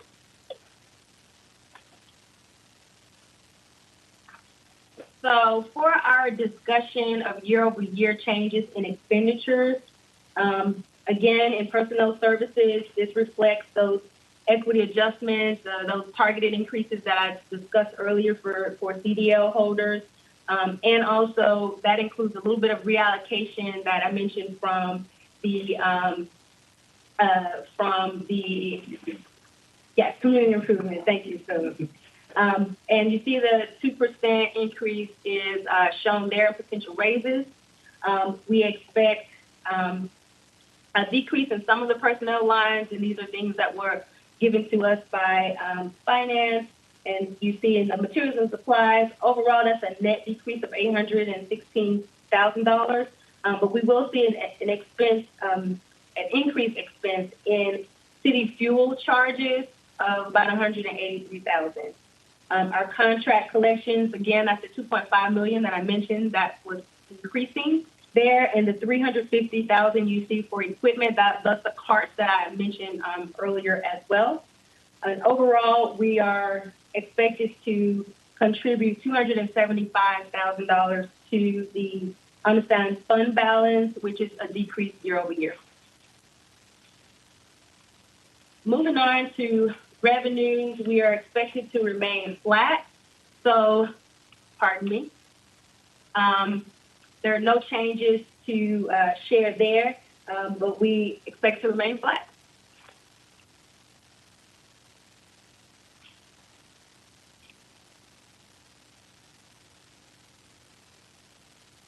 For personnel, we are not asking for any increases in the authorized complement. We are in the process of hiring for a number of key roles. I just want to explain this one point. You see the two positions that are coming out of community improvement. They're going up to administration. That's the amount that I mentioned a bit earlier, where we moved some positions to realign better with the organization. Looking at collections, you'll see we have about 34 vacant positions. 19 of those are in process. We do expect to fill the remaining roles. Partially what we have to do with our organization is fill from the bottom up. So as we promote up, because we do a lot of promotion from within, as we promote up, there times are vacancies in the rest of the organization, and so we'll have to continue to promote up to staff for those roles or backfill for those roles. And I'm going to turn it over to Philip to talk to you all about materials and supplies and the rest of the review. Good afternoon, everybody. Philip Davis, Solid Waste Deputy Director. For major M&S expenses, for major M&S expenses, so what we're seeing here is over 50% of our expenditures are related to our cost to maintain the fleet, shop charges, and also fuel. When we get to miscellaneous professional services, the next slide gives us an account detail for the professional services. Cannon is right now being used to develop our transfer station for North Sector, our solid waste proposed solid waste facility development up for the North Sector to replace our Bellevue facility. Rubicon DLT Solutions is our service verification software. CPD staffing is a contractor that we're using to help with HR and employee engagement. Debris Tech is our debris monitoring service. Like right now, we use them to monitor the emergency contractor that's out picking up storm debris. Liberty Tire Recycling, that's the only permitted tire recycler in the region, and that's where our tires are sent for recycling. Fisher and Arnold, we're seeing some activity on our legacy Superfund sites right now that is being worked with the Solid Waste Division and the Solid Waste Fund. But these are inactive hazardous substance sites that were environmental problems created, legacy in the past, and there's environmental oversight, investigation, remediation, and maintenance of those sites that's required. The various is primarily our rate analysis. We've engaged a company to help us analyze our budget and the rate that we set back in 2019 to try to keep us on track and keep us within budget. We also, that's where our recycling and collection education and outreach comes out of. And then our maintenance for heavy equipment maintenance, that is when we send our, what they call yellow iron, the heavy equipment out for vendors to repair. That's those associated costs. Advancing to the MWBE slide, we were at 48.2% total certified, non-certified MWBE spend, and that's the end of my presentation. So we're happy to entertain questions at this point. I do want to just go back for a quick second because I did forget to note here in the presentation that was emailed to you, we had some typos, and so I changed it and highlighted it here just so that it would stand out and you understand that we corrected those numbers. We'll pause for a question.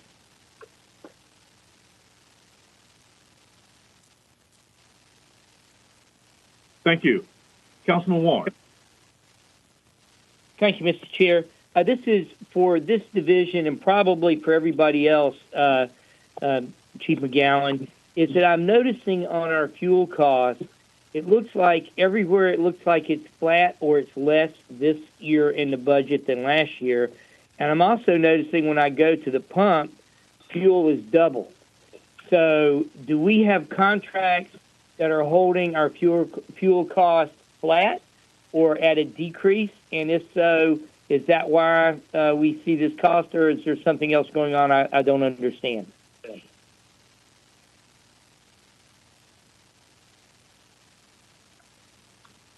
Councilman, I can speak just for solid waste specifically, because I asked this question to General Services and also to our Raptellis, our rate making assistants.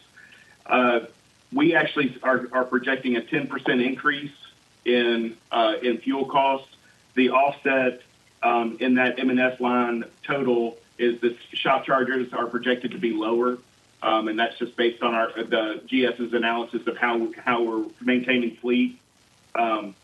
So we are actually projecting a 10% increase in fuel. And when I asked Raptellis about that, and whether or not that was reasonable, because I was noticing the same thing about the increase that I'm experiencing at the pump.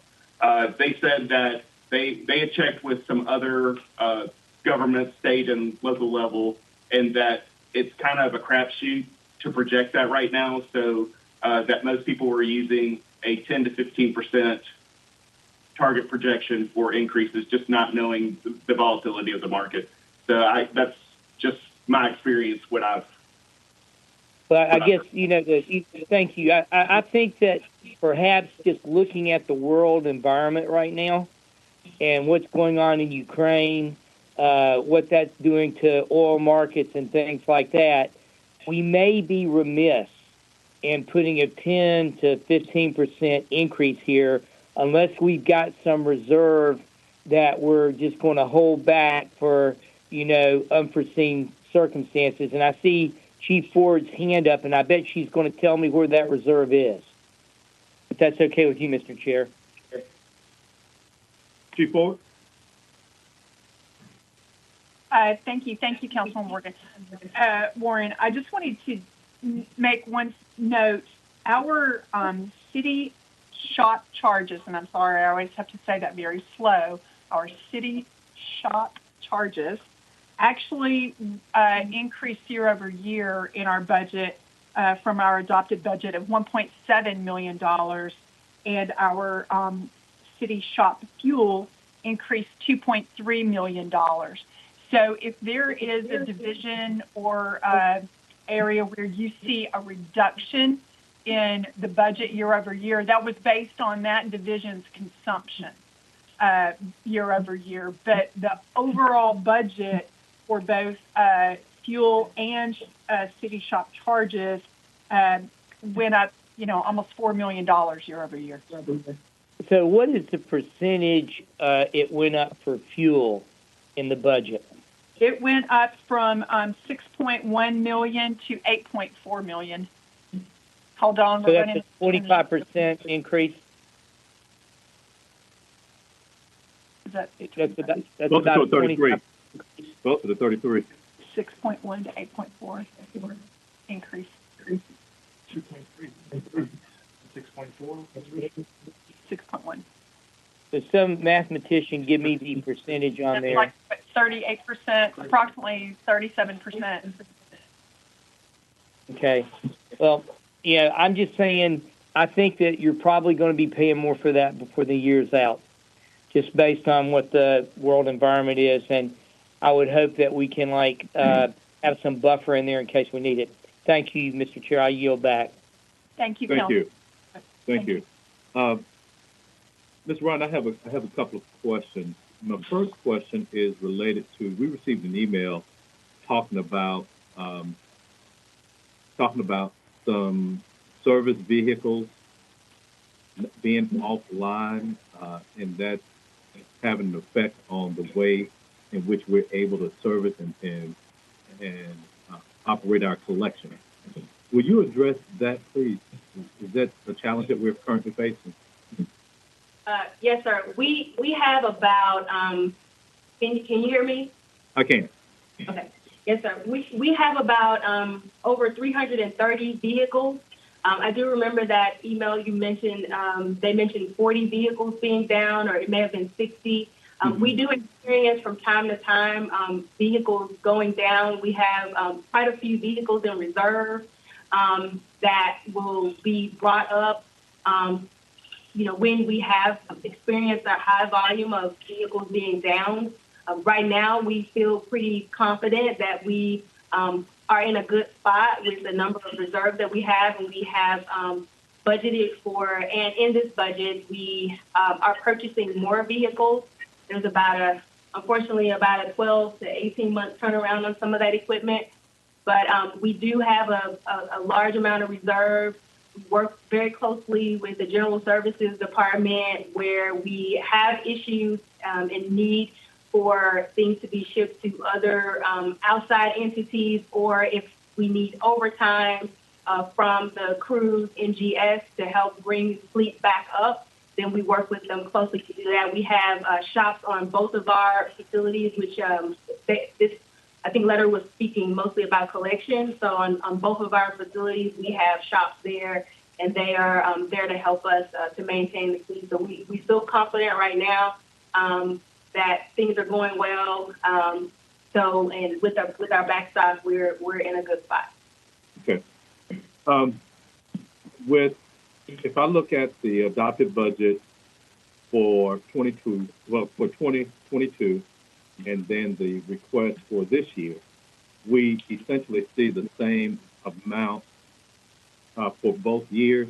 However, I don't think that any of the council members are currently satisfied with the overall cleanliness of the city. I don't see anything in this budget that says to us we're going to do something differently in order for us to have a cleaner city. Can you make me comfortable with seeing a flat budget request for this year? Yes, sir. One of the main things that we're doing is deploying the final area with the Rubicon tablets. We've seen great success in the north sector of the city with Rubicon. We need to move to the south sector of the city, which we will be doing in June with the tablets, and we will, with that, be able to make a number of improvements, we believe, with how we're delivering services. For both service in particular, with the deployment of the tablets, we'll be able to study more a lot of the volume that we're seeing. We are having a difficult time keeping up with the volume. It hasn't really dropped since the pandemic increase. And our goal is, with the introduction of Rubicon into that space and the information that we collect from there, for us to be better able to deploy our services to match the need that we're experiencing with bulk in particular. But that's our goal. We're focusing on the implementation of the technology to get us to a place where we can be more efficient around how we're delivering services. And let me have an opportunity just to thank you all for the funds that you gave that helped us to purchase the cameras that we're installing in our trucks that'll help us to monitor our fleet and how we're delivering services as well. Okay. Now I'm looking in the what was the proposed operating budget and capital improvement program budget. I don't. Well, let me take. Oh, okay. Can you see this? This is the budget book that I'm currently looking at. No, it's not there. So it's not included in here. This is the overall details. Yes, that's it, Chief. For looking at solid waste, I see for fiscal year 22, we had about $2 million for disaster/storm damage. And I know that that's sort of an unforeseen line item for us, but do we not build that into something like that into our budget going each year? If so, I don't see that as part of this year's budget. I would. Okay, so we couldn't see the screen when you were holding up your booklet, so I apologize for that. If we could get that held up again for a moment so we can follow where you are. Yeah, I think, Chief Ford, are you following me? Yes, sir, I'm with you.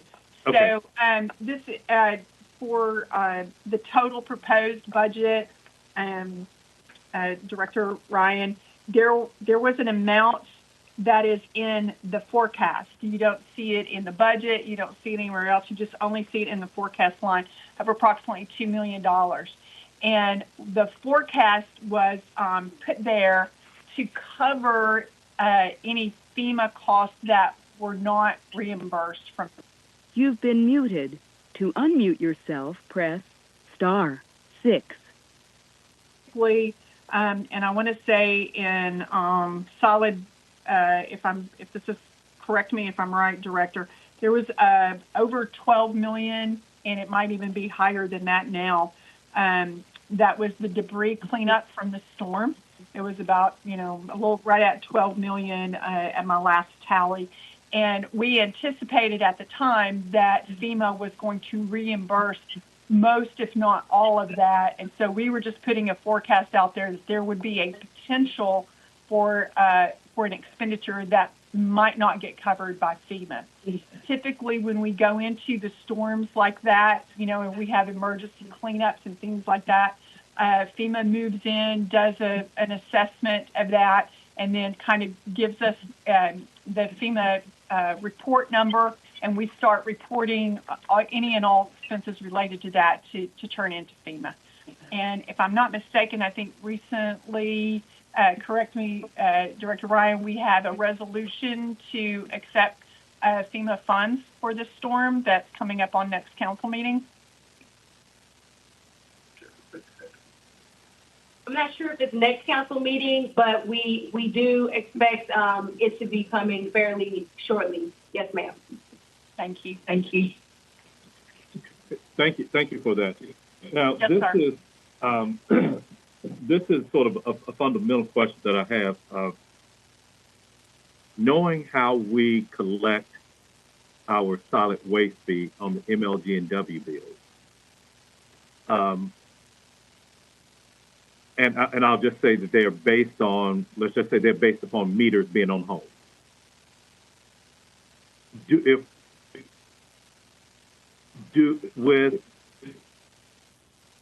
And this might be an MLG and W question, do you all know what the net change is in the number of paying units that we have on a year-by-year basis?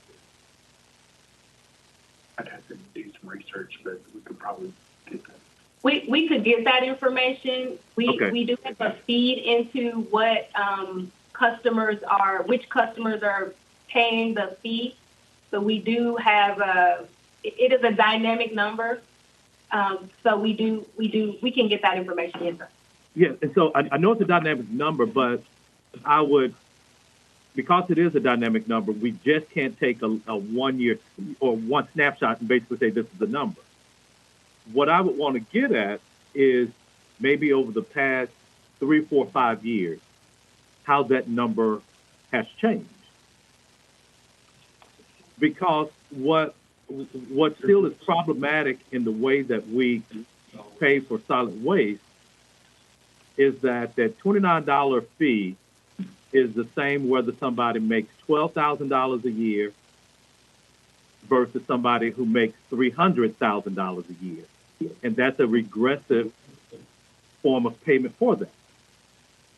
So if we're looking at a trend where the number of blighted properties increases, and that's not being offset by the number of new units that are coming on to pay that solid waste fee, then we have no way of addressing what I think would be cleanliness in this city, and we may have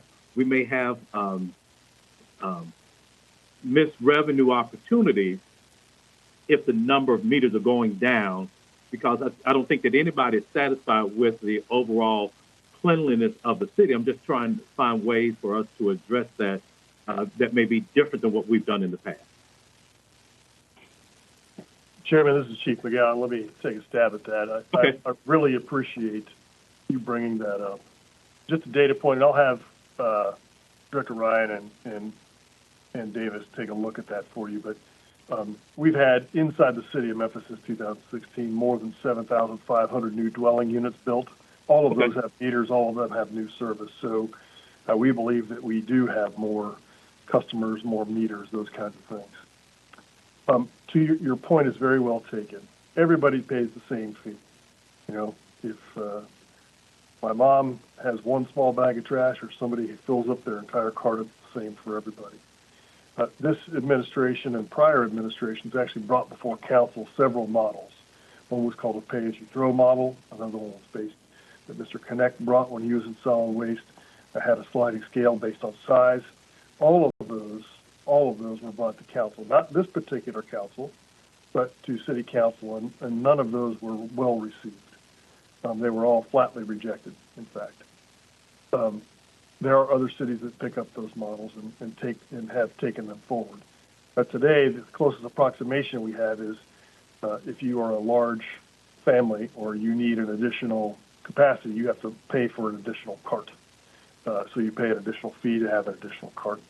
But I'm happy to have Director Ryan and Deputy Director Davis come and say, here's the things that we've explored in the past, the potential models, and how we might be able to get to an equitable model. But I do want to say that we have done a lot of research on that. We've actually presented under previous directors to previous councils several models that would have been a little less regressive, as you mentioned, and none of those got any traction. In fact, you know, some of them were a little bit laughed out of the room when they were proposed, unfortunately, because there was a lot of work to get there. So we're happy to have the team come back as we're into this year and explore some other models that might be better suited to our needs. Okay, so here's my question on that 7,500 number, and we don't have to get down to exact. If we're talking about multi-unit, let's say an apartment complex, and apartment complexes are normally served by commercial units. And I don't know this fact. Does an apartment dweller, and if most of our 7,500 units have been apartments, do they pay a solid waste fee? I'll let Philip answer that question because we do have a mix of payers here, and we do have a mix of commercial. And one thing before he goes in, I do want to mention that, to your point, Councilman, solid waste is not the only division responsible for cleanliness.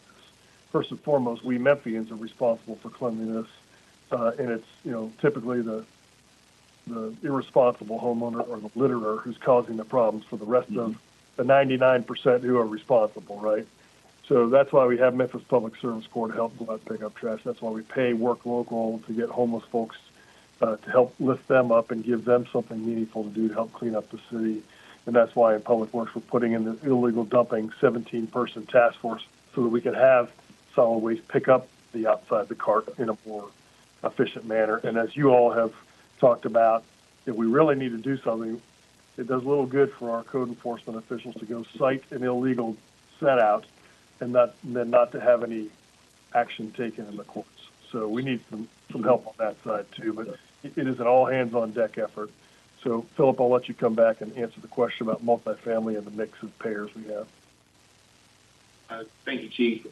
We do have different tiers of payers in the system.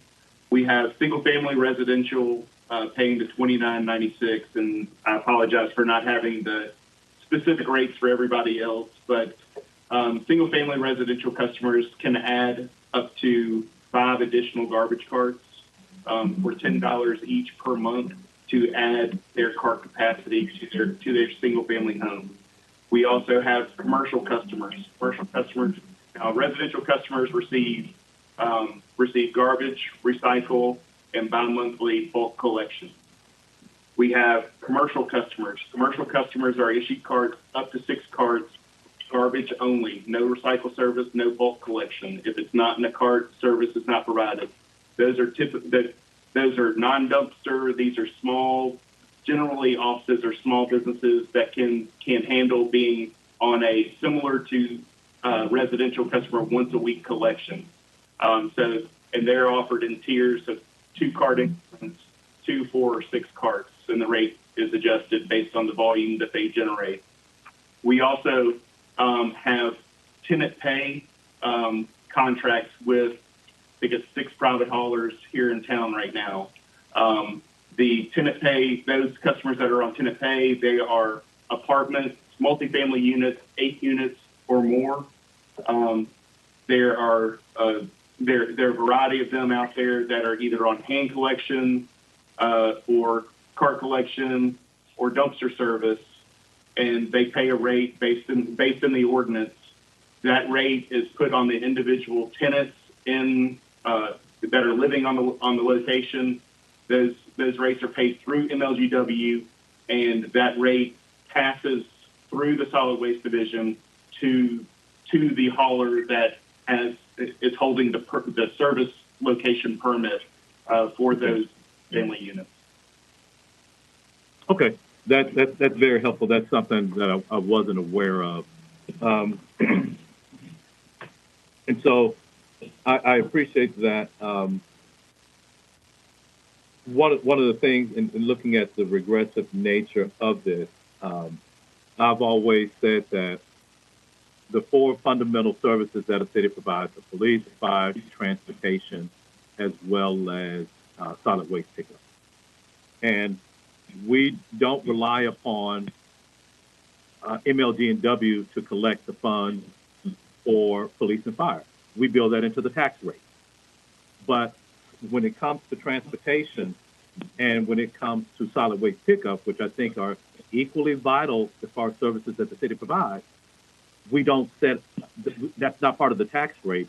And so if there's any type of way for us to additionally address it or to have additional funding for that, it's not seen as a priority. And so,